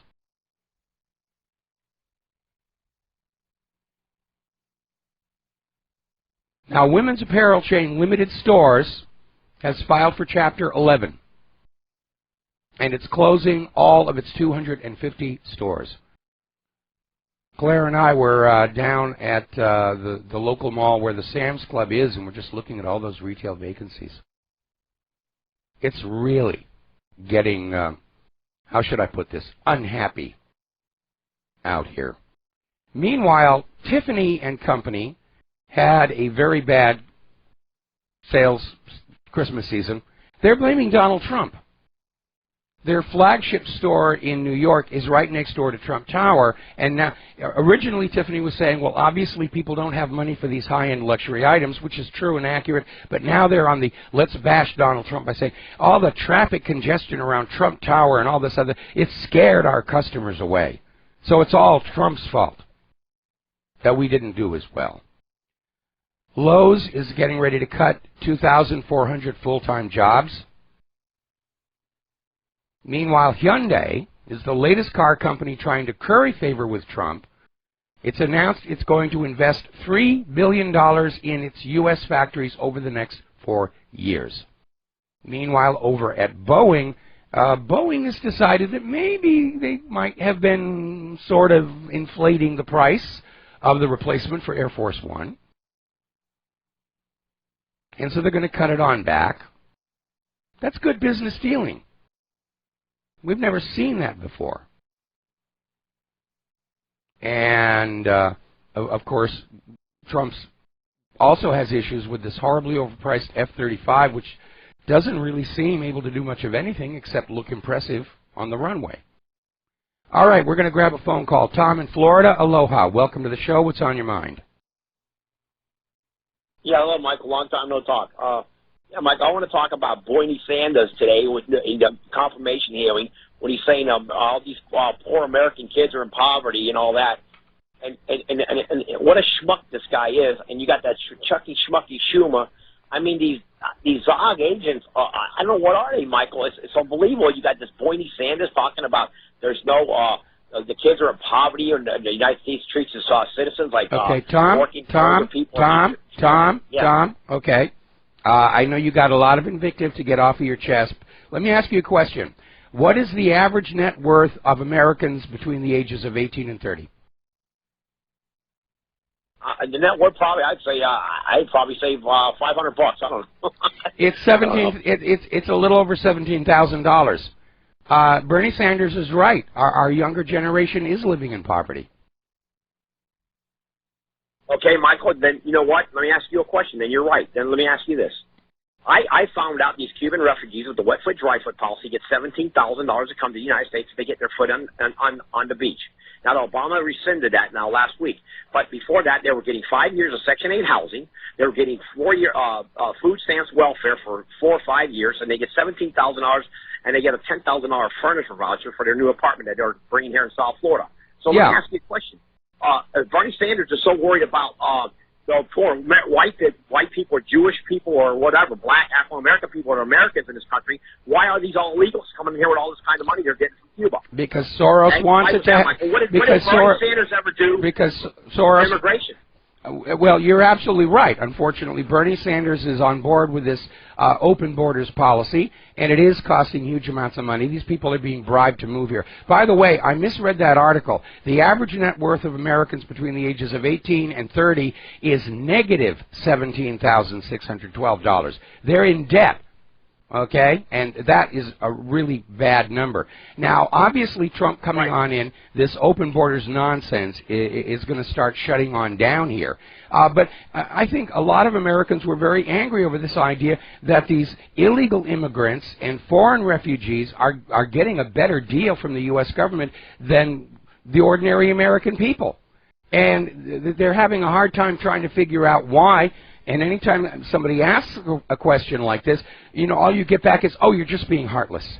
You're just being heartless. We have an obligation to let these people in. No, you don't. That's what borders are for. Well, Michael, you're absolutely right. And in South Florida, they don't even want to learn to speak English. Let's not kid ourselves. We got places like Bosnia and Herzegovina here in South Florida. Okay. But I want to make this point to you also, Tom, I gotta let you go. Got to do a commercial break. We'll be right back. Aloha, America. Welcome back to the show here. We're talking about the economy here right now. The IMF has cut Mexico's economic growth forecast for this year, apparently over concern over what the U.S. policy toward Mexico is going to be. And certainly if Trump is bringing jobs back into the United States of America, that obviously means that there's going to be an employment crisis down in Mexico. So the IMF is getting very, very nervous there. Now, following criticisms by Donald Trump over Germany's refugee policy and how damaging and destructive it has been to the people of Germany, Germany came on back, and they did score a valid, legitimate point, which is the U.S. wars all across that part of the globe that made these people refugees in the first place. Now, they're not addressing the issue that Soros and his non-governmental organizations were trying to lure those people into Europe. But yeah, everyone says, oh, you're heartless, you've got to feel bad for those refugees. Let's talk about the wars started by the United States that made them refugees. Why isn't anybody talking about that? Certainly not in the corporate media. The corporate media never met a war they didn't like. Wars sell newspapers.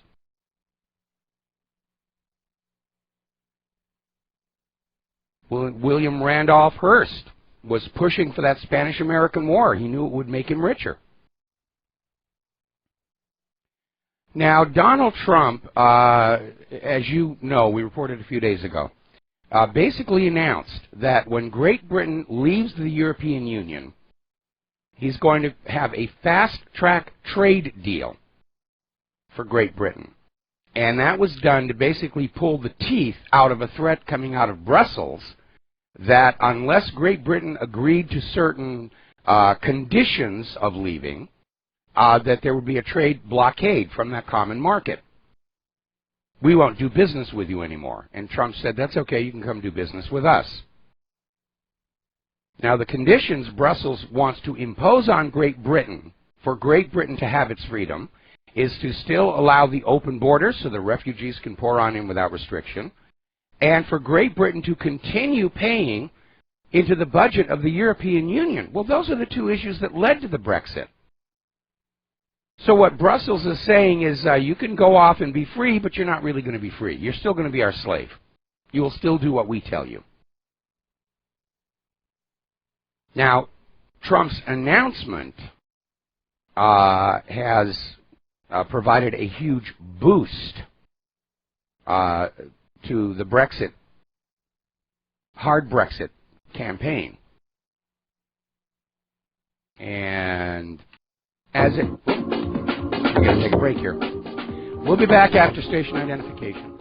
And aloha, America. Welcome back to the show. Hour number 3. The phone lines are open, 800-313-9443. And somebody just sent me the story confirming that, yes, after the inauguration, when Barack Obama is no longer the President of the United States of America, he and his family are going to fly to Palm Springs for a vacation. But the ABC News is confirming the Obamas will use the presidential plane. It won't be called Air Force One because that designation is only used for the aircraft where the current president is on board. How the heck do the Obamas get to use that aircraft for a private vacation as private citizens? That aircraft does not belong to them. Technically, it belongs to we, the American people. This is utterly insane. I mean, I can understand Barack Obama pocketing a couple of ashtrays going on out of the White House, but he's not allowed to just fly off with the plane. Technically, he should be forced to reimburse the Treasury Department for an illegal use of a government property. He absolutely does not have a right to be using that aircraft once he is no longer President of the United States of America. And technically, that aircraft is supposed to be used for official business, not gallivanting around the globe. It's ridiculous. The man has no shame. No shame whatsoever. And I hope incoming President Donald Trump will make it a point of saying the Obamas owe the American people, the taxpayers, reimbursement for that obviously inappropriate use of taxpayer assets. Okay, now then, getting on back to the immigration refugee issue. Trump is already cozying up to Great Britain. Fast-track trade deal, visa-free travel, and at the same time, Trump is saying that European Union citizens may face U.S. travel restrictions. Extreme vetting, which means going through getting a visa so that you can be checked. And that, too, is a big boost for the Brexit. Now, Britain's decision to quit the EU single market has revived the push for Scottish independence, which they would be independent now if there hadn't been so much vote fraud during their independence referendum. And there was so much election fraud there, they weren't even trying to hide it. There were videos of ballot box stuffing. There were a couple of stories where the counting centers were evacuated twice on bomb threats. There were no bombs found, but obviously while the building was empty, people could go on in there with stacks of ballots. It was a completely ridiculous referendum. And surveys among the people of Scotland didn't match the referendum results. The vast majority of people in Scotland wanted their independence back.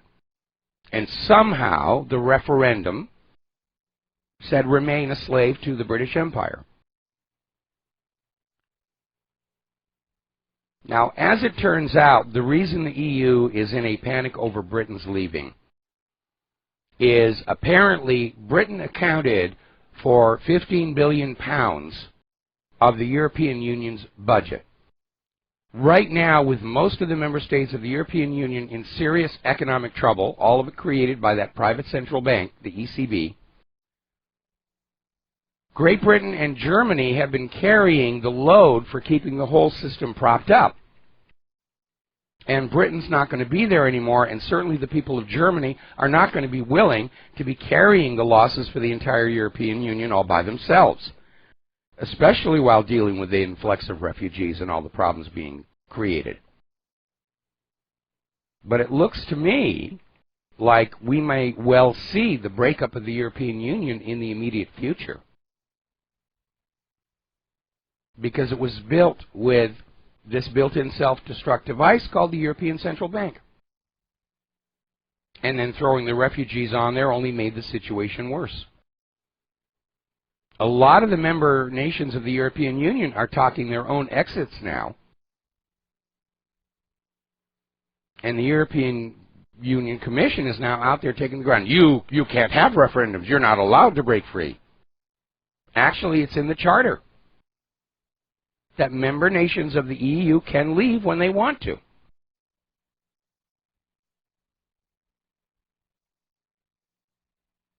So this whole globalist, one world government agenda is falling apart. Brexit was a major body blow, Trump's election a major body blow, and they're panicking. They've invested decades and billions, possibly trillions of dollars trying to create the one world government, and it's slipping away from them. As it should. The one world government will be history's most tyrannical dictatorship. It has to be, merely to survive the circumstances of its own creation. And I've had enough with dictatorships. I want to go back to a simpler system, where we're basically allowed to live our lives as long as we're not harming each other, and the government minds its own business. And we're just go on out and prosper by our own hands. Okay, now then, let's see. As we mentioned before, Julian Assange's lawyer is saying that Assange is ready for extradition to the United States. And he may come on back arguing for clemency or pardon based on that of Chelsea Manning. But he's not going to do it until Chelsea Manning's actual release, which is slated to happen, I think, sometime in May. Now, right after Obama's announcement of a commutation of sentence for Chelsea Manning, Russia announced that they have agreed to allow Edward Snowden to stay in Russia for an additional 3 years. In 1 more year, Edward Snowden will be eligible for Russian citizenship.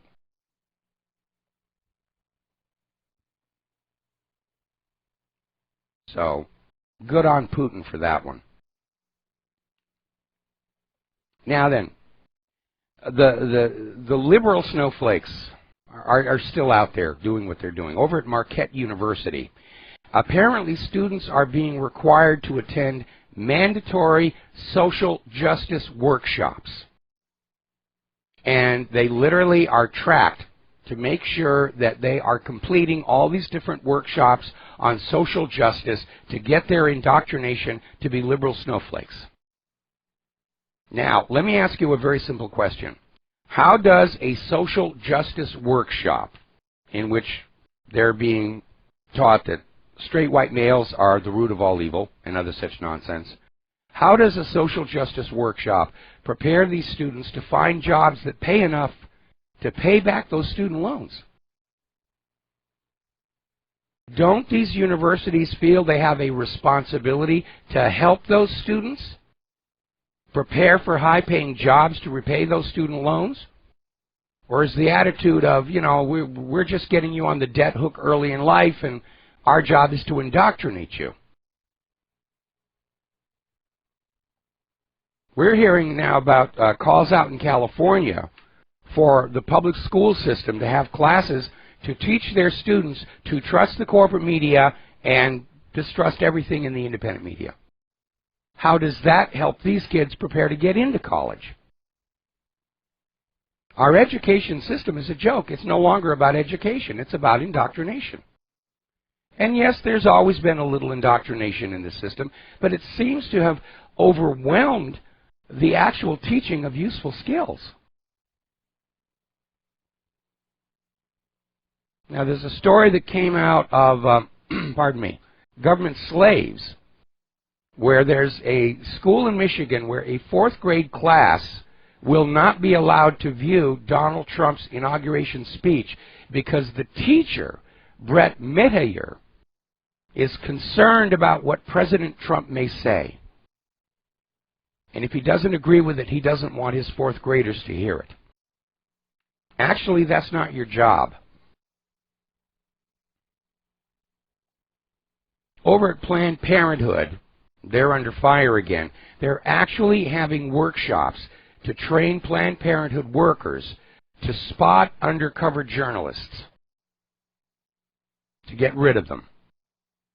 They don't want any of that stuff getting on out there. Pretty ugly. All right, well, let's talk about human-caused global warming. And again, Donald Trump's pick for head of the Department of Energy has vowed he's going to end this scam. And it is. That's all it was. It was a scam. Spain has been hit with the heaviest snowfall for 35 years. School closures, beaches at numerous coastal resorts have been wiped out by freak snowstorms, roads cut off. Even Mallorca woke up to a blanket of snow. That's just something that doesn't happen there. The canals of Venice have frozen, the Baltic has frozen, and still the DNC wants to prosecute anybody talking about a new mini ice age or that global warming isn't real. And what is the corporate media reporting about this? Oh, that Gavin Schmidt, the director of NASA's Goddard Institute for Space Studies, is saying 2016 was the hottest year ever recorded, and scientists say human activity is to blame. Those of us who actually work there said that NASA stands for never a straight answer. Now, I'm very much in favor of a renewed space exploration program, not because I care about seeing our flags on other worlds, but because the tech boom of the 70s, 80s, and 90s was born in the Apollo moon missions. When you go out into space, you've got to solve some problems, and those solutions have commercial application.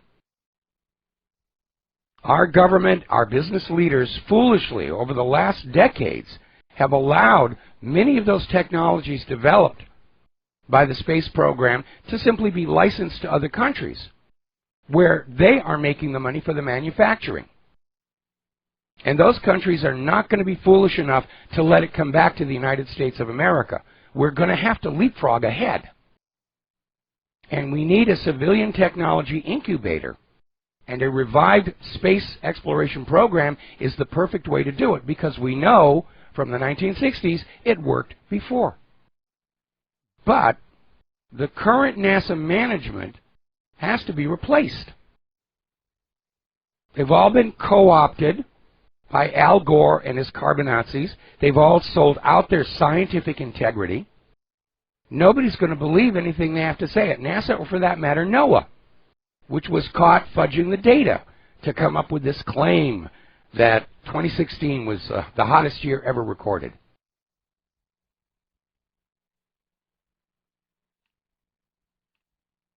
The corporate media, NASA, NOAA, IPCC, Hadley CRU, bet their reputations on human-caused global warming, and now they're stuck.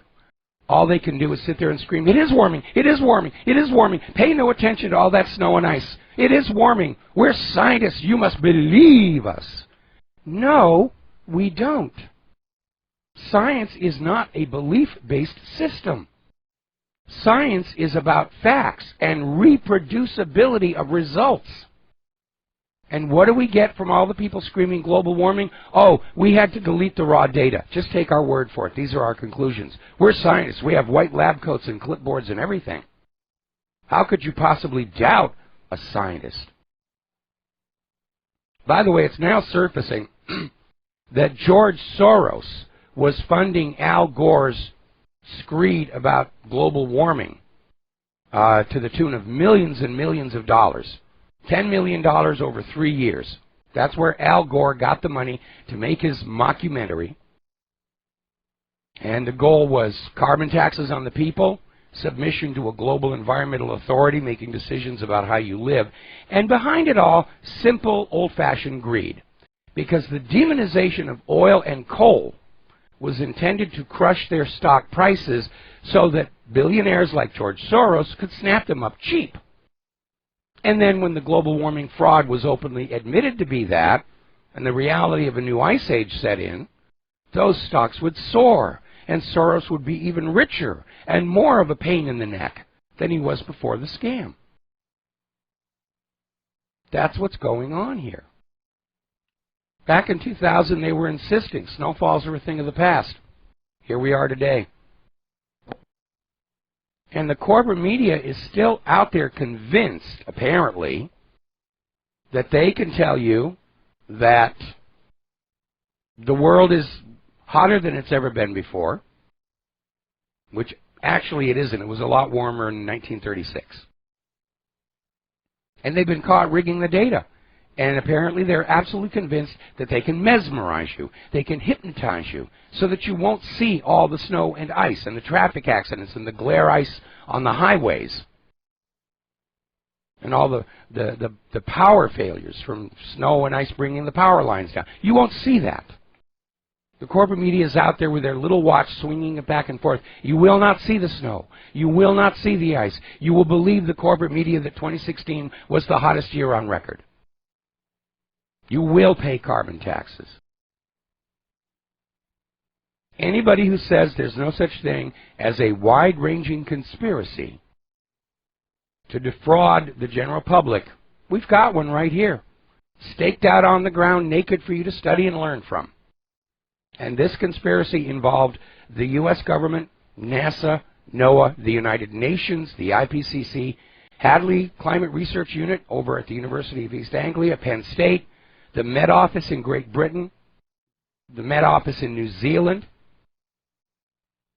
They've been screaming global warming, carbon taxes, since the 1990s.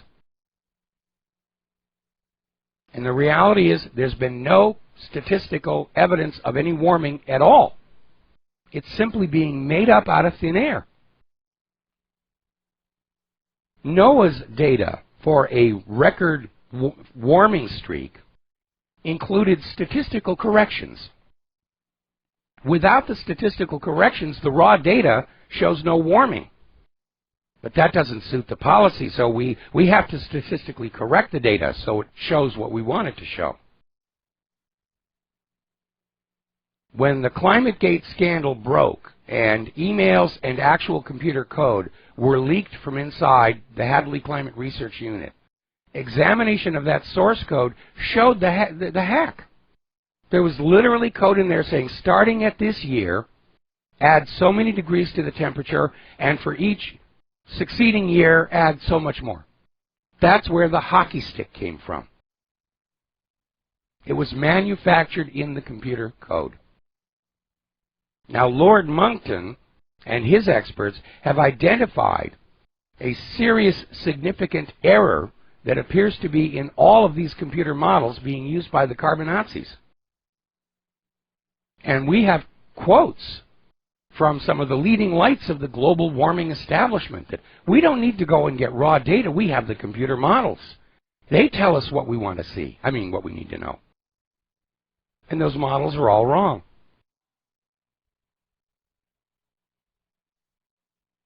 So, okay, we're coming up on another commercial break. We got callers waiting on the line. Then we got to talk a little bit about computers and security. I'm getting a lot of emails about my comments about Malwarebytes. But the downside of the security software is it can be used as a form of censorship. I'm getting emails from people saying they cannot post links to my website at Facebook anymore. Which is why people are leaving Facebook and they're going over to the new up-and-coming alternates, which promise censorship-free environments. We got to take a break for commercials, and we'll be right back. And aloha, America. Welcome back to the show. And apparently the House Committee has approved Matisse for Defense Secretary. The president of CNN has just issued a statement that CNN's credibility is higher than ever. Boy, oh boy, talk about delusional. And maybe that's why Trump's White House press secretary is saying that they got to start doing drug tests on these people. All right, we're going to take some phone calls. Terry in Oregon, aloha. Welcome to the show. What's on your mind? Hello, Mike. Just a quick question. Is it possible for Donald Trump to be pro-Israel, but not pro-central bank and not pro-New World Order? He's definitely not pro-New World Order. I think he's pro-Israel because his image of Israel and Palestine is what he got from corporate media. And my sense is that once he starts directly dealing with the actual government of Israel, his enthusiasm is definitely going to wane. I hope you're right, Mike, and thanks for the comments. I'll talk to you next time. All right, thanks an awful lot. And let's be clear here, okay? There's a lot of things Trump is talking about that I don't agree with, okay? But I still maintain that Trump, at his absolute worst, is still better for the United States than Hillary Clinton at her best. So we're just going to have to, just work on the issues that divide us and come together. All right, let's see. Bob in Las Vegas, aloha. Welcome to the show. What's on your mind? Hey, Mike. Got in a little late to the show. I had a lucky streak over at the crap table, so sorry about that. Wanted to ask you, Mike, Jim Fetzer made a comment. I totally agreed with it. He said, Trump has done more for this country before even being elected than any of the previous presidents. I mean, in recent memory, in terms of his renegotiation with Boeing, and I believe on the F-35, his bringing these manufacturing jobs, not many, but at least he's brought some manufacturing jobs back to the country and has not offshored those jobs. So I agree with Fetzer. He's done more than in recent memory than these other presidents have done in office, and he hasn't even become president yet. So. Well, yeah, and we're hearing all kinds of job projections, but again, it's an uphill fight because the reality is, behind the lies of U.S. unemployment, there are over 90 million Americans who need a job. And creating 1,000 jobs here and 1,000 jobs there is good for the headlines, and it's a good start. But there is definitely a long, long way to go. Mike, I agree with you. I think we're going to have, this economic collapse has been predicted over the past, 5 years. But I'm pretty sure once Trump gets into office, the plunge protection team is going to disappear. I think the market's going to collapse. They're all going to blame it on Trump, as you've been saying. Yes. And all these other statistics have been ignored these past 8 years. The 95 million people who've left the job force, the made-up unemployment numbers. But, the corporate media, they're going to just pin the blame on Donald Trump and say, we had a great economy. Yeah. Obama was... Yeah, but nobody's going to be listening to the corporate media anymore. For the president of CNN to come on out there and make such an absurd statement. Yeah, I agree. Yeah, I agree. Mike, Trump's tweet from a few days ago that was directed against Brennan, where he said it was fake news. I agreed with that part, but then Trump started talking about red line in Syria. Ukraine and Crimea. What is he talking about? That's what gets me upset. It just seems like he has no coherence to his foreign policy pronouncements. Red line means what, Donald? Assad didn't use those chemical weapons.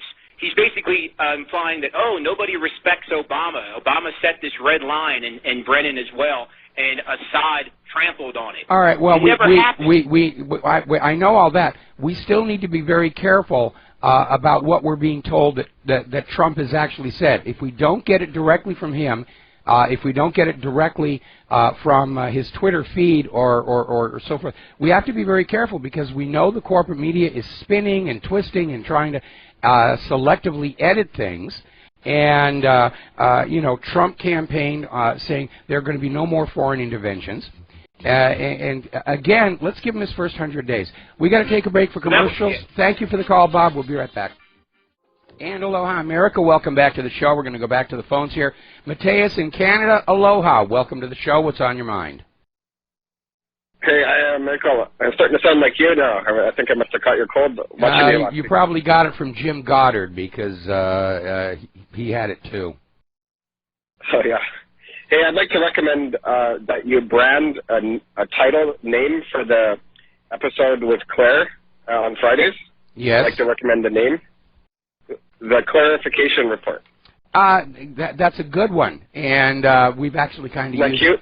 Yeah, we've used it as a private joke many times here. So, yeah, well, that'll now become that'll become the official name of Claire's segment on Friday. And then I was also thinking that maybe you could consider like having her on for longer, or maybe even giving her the hot seat if you can't afford more time. Especially since it's near the end of the show where you've like finished up with all the kind of day-specific material. But anyway, I've got a list of like 8 things. Let's see how many we can get through before you get tired of me. Okay.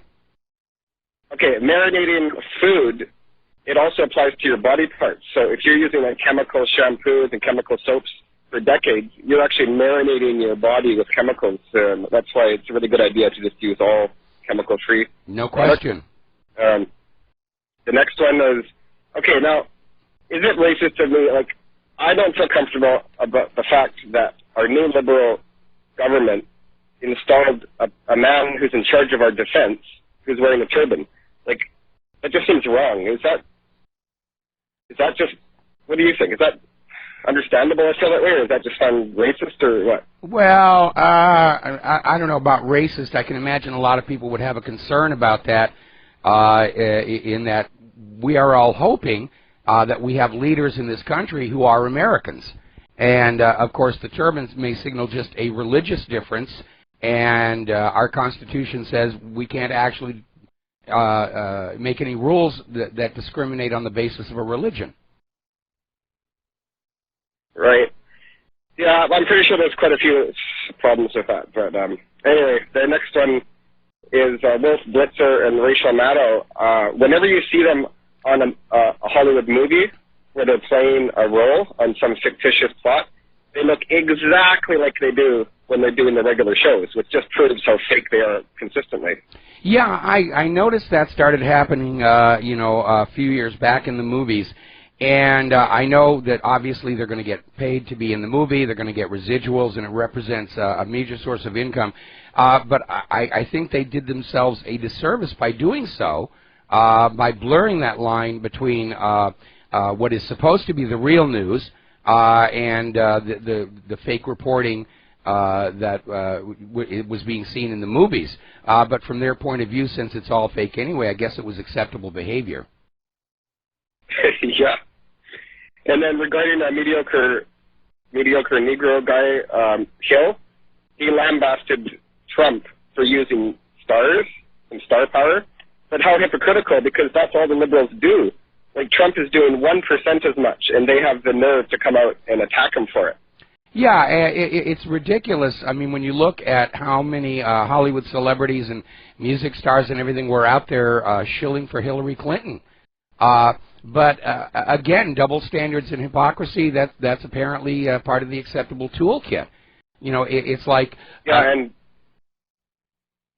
projection also. Yeah, projection definitely would fit in there as well. The potential Trump tapes that we're hearing about, I think that if they had it, they would have used it 24 to 48 hours before the election, when that actually could have maybe helped prevent Trump from becoming the president. It's much less potentially effective now, if it exists, to use it now. He's already the president. It's much harder to stop him from being the president now. So I don't think it's true. And then I want to comment on your comment about this from yesterday. You said, be careful, they might have some software from the corporate media that can make the face look like a fake face. Well, I'd like to take that one step further, and I think that we have to think about top secret military grade technology. The whole system is freaked out right now. They'll pull out all the best technology.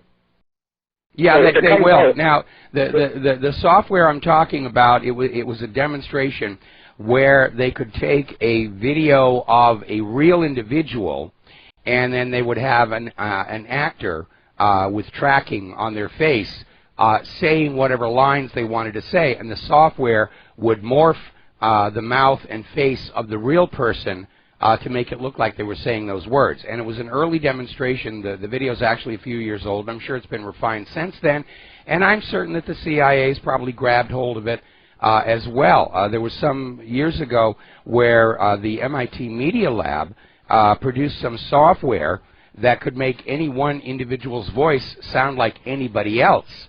And that could be used to do all kinds of fakery as well. The one thing the software couldn't duplicate, though, was the cadences and speech patterns of the original. So even though it would sound like this person's voice, they wouldn't be talking the way that person talked, unless the person who was doing the speaking had been schooled to try and duplicate that other person accurately, like a professional impersonator, like a Frank Gorshin or somebody. Which they would have. They would use that person. Yeah. And the military likes to stay a certain amount of years, a handful of years ahead of us, technologically speaking. Yes. So I bet you they've got something that's like 10 years ahead that's totally convincing. If they put out a tape, we got to be suspicious of it. We do. Now, there's already one tape that's been floating around that appears to show Donald Trump in a bed in a compromising situation, but it came on out that they basically borrowed a figure of Donald Trump from a wax museum, and that's what was actually in the bed. But the reality is, at this point, we have to understand, the other side loves to play dirty. They think it's their divine right, and we just need to start out on the assumption, you know, you prove what you're saying. It's not up to us to prove that you're lying. You've lied to us so many times. The burden of proof is on you. And I think this comment by the president of CNN that their credibility has never been higher is a sign of just how desperate they are, that they realize their credibility is in trouble. Frankly, if their credibility has always been zero, then technically he's correct. But it really is an attempt to regain the high ground. And one of the alarming things I'm seeing the corporate media doing is they're all running around just presuming that they should be the arbiters of what is real and fake news, whether it's Facebook or all these other companies. They're saying, we'll sort it out for you. No, you won't. You're the guilty parties. You were the one who were feeding us the lies, and we're not going to let you decide you know, for us what's going on. And they're getting so desperate. As one example, Slate is now offering a free fake news tool. If you click on the link, it downloads an extension for Chrome browsers that will automatically flash when you're reading an article that Slate has decided is fake news. Well, what the CNN president meant is that he's never been higher smoking his own propaganda dope. Yeah, that's definitely it. And that's why the White House press secretary is talking about drug tests on those people. I think it's a good idea. Yeah, totally. So, hey, it's two more things. It's illegal to modify a dollar bill. Why is it not illegal to modify an official American flag, especially the ones that are sitting behind the presidential addresses and everything? How they have these, like, borders of gold and then these big tassels? Like, shouldn't that be illegal? Isn't that considered, like, defacing the flag? No, because there are different forms of the flag. And the one with the gold fringe and the tassels, I think, basically signals a maritime flag. That's not the American flag. Well, there are several American flags, and what most people don't understand is the United States actually has a flag for wartime and a flag for peace. But they've never used the peace flag, and that's why everybody thinks the stars and stripes is the flag. It isn't. It's the United States war flag, and there's a peace flag where the red and white stripes are actually vertical, and the stars are blue stars on a white field. Okay, so this is your flag. It's not a total New World Order invasion flag. It is your flag. No, it isn't. The gold fringe and tassels goes back a long, long way, and I think it signals that you're basically dealing with maritime law. But it's just used as an impressive decoration. It's just a set piece for those concerned. Okay, well, that's good, because I get mad every time I see it. That's good. Last thing, the liberals are pretending to be afraid that Trump will be bad for minorities. But the truth is that they're secretly afraid he'll be good for them, which will destroy the liberal brand forever. You're absolutely right. And that's why we're seeing like this black singer who was going to perform at Trump's inauguration received death threats, and she's had to pull on out because the liberals are afraid that Trump is going to basically be Donald Trump and just prove to the world that he was never any of these things that he was accused of being by the liberals, that he's not a sexist, that he's not a racist, that he certainly isn't gallivanting around hotel rooms in Moscow with prostitutes, and that liberal sales pitch of victimhood is definitely threatened by a Trump presidency, especially when you look at Ivanka, who's a very beautiful but successful woman. That undermines that whole feminist idea that the reason you're not a success as a woman is those evil, straight white males. And it really is starting to come apart. And the liberals are going to attack anything that is a threat to this carefully crafted illusion of victimhood that they've been selling to women, to blacks, to Hispanics, to the gays. Yeah, it's going to rock their world when they find out how good it's actually going to be. I think Trump's going to use his ego for self-satisfaction by being a hero. He wants to go down in history as the hero. Yes. He doesn't need the money. He's got the money. He doesn't need the fame. He's got the fame. He wants to be the hero. I'm convinced of that. He's going to just completely be like so famous for hundreds of years that it's going to be a complete pivot. And then when he cleans up the election system, it's going to be hard for fake elections to throw him out after 4 years, so he'll stay in for 8 years.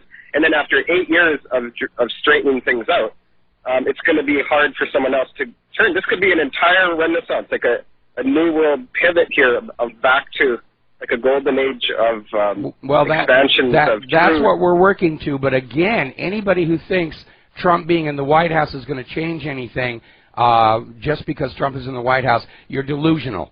Donald Trump's election opens the door to change, but we, the American people, are going to have to stand shoulder to shoulder with Donald Trump against that obstructionist Congress and an openly hostile corporate media. And we're going to have to basically back them down. Our work did not end with Trump's election. It's only just now beginning. Definitely. Well, thank you for letting me go to my list, and sorry to any other callers I'm holding up. I'll let you go. Have a great day. All right, thanks an awful lot. We're going to let you go here. Now then, we were talking about computers and computer hacking. There is a new Gmail phishing attack, and it is so subtle, it's even tricking some of the most careful of users.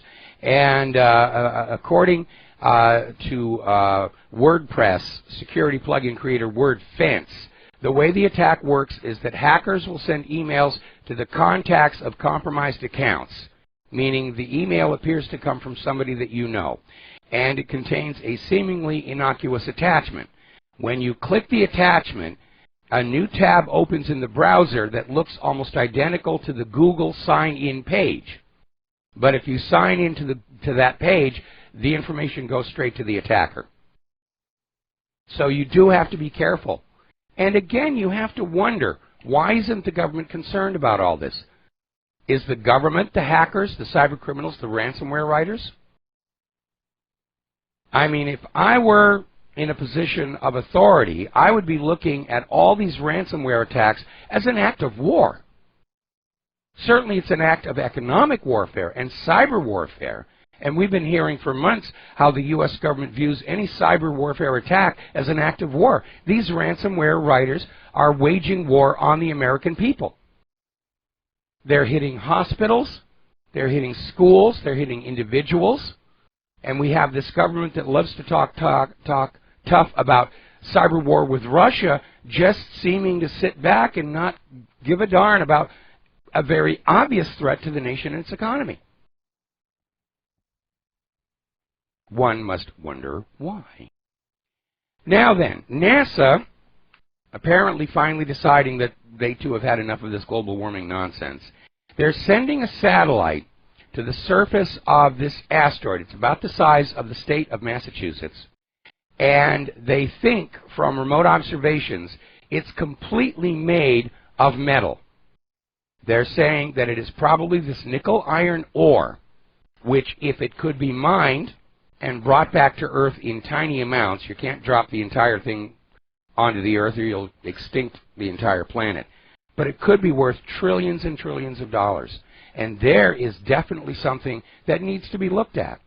There's a lot of incredible mineral wealth out there in those asteroids. Now, once you're out of the gravity well of Earth, getting around the solar system is actually pretty trivial, especially for robotic spacecraft that can afford to take a year or 2 years to get on out there. But we could be mining the asteroids for metals. We could be mining the upper layers of the gas giant planets for all the hydrocarbons we could ever possibly need. There's a huge amount of wealth out there. Now's the time to actually start saying, yeah, let's start commercializing the solar system. Now, what is really missing, what NASA needs to be developing, is a very inexpensive way to get into Earth orbit. Because that's the hurdle right there. Once you're out in orbit, getting around the solar system is fairly easy. Getting things back to Earth, fairly easy. Solar sails, that new drive that NASA just came up with. Getting that stuff back down onto the Earth, we may have to literally set up a location on Earth that is a landing zone for things, where we can drop these big chunks of nickel iron and then go on out, carve them up, and take them to the smelting plants. It's technologically doable. It's economically feasible. It might be time to make that leap. I wish Trump had made me head of NASA. I may have killed it when I joked about ordering the ground crews to dress up like apes when the astronauts came on back. But I would really like to see us renew our push into space. Renew our push to confirm indigenous life on Mars or Titan, because that would be a socially transformative event for all of mankind. Personally, I think we already did it on Viking, but that's just my opinion at this point. All right, we got to take one more commercial break. Back with the last segment of our program after these few words. Aloha, America. Welcome back to the show here. And apparently, yet another species of honeybee has been added to the endangered species list. And certainly Monsanto loves this, because if there are no bees to pollinate natural crops, then farmers are forced to buy the GMO seeds. And maybe Monsanto's business plan to monopolize and control food production on planet Earth included the destruction of the bee population, specifically so that natural pollination couldn't take place. Now, remember how the FDA likes to claim that they are keeping an eye on products to make sure that you are only eating safe food and using safe medications. And they don't really. The FDA kind of acts more like advertising for these corporations. And apparently the FDA has just approved a new GMO pineapple without any independent safety testing. The FDA has declared it as substantial equivalent, meaning it's so close to the real natural pineapple, we don't feel that there needs to be any kind of safety testing. And so they've blessed it. They've just given this new GMO pineapple a rubber stamp. Now, if you want to avoid it, it's really easy, because this pineapple, which is now approved, is pink. It's a pink pineapple. And I'm sure people are going to say, "Ooh, it's cool, it's a pink pineapple, I want to try that." I wouldn't. They're just being really, really too reckless. Another story here, just put up from Natural News here. Apparently there's a doctor, Dr. Daniel Needus. He's a family doctor and the director of the Cleveland Clinic Wellness Institute. And he published a blog post basically saying we do need to be concerned about toxic ingredients in vaccines, that there do seem to be links with neurological diseases. Now, he didn't take a hard line saying no vaccines.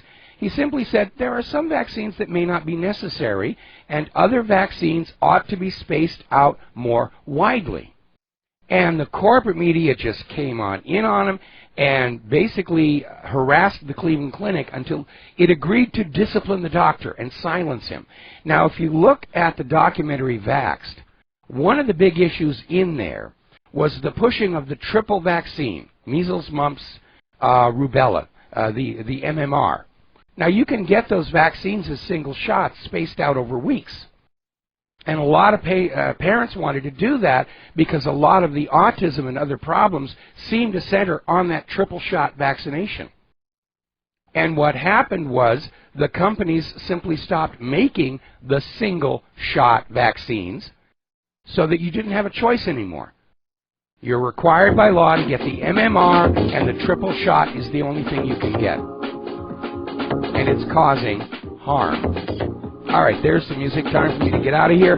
Get something useful done with the rest of the day. Rest my voice. We'll be back tomorrow here on Republic Broadcasting. Aloha, America.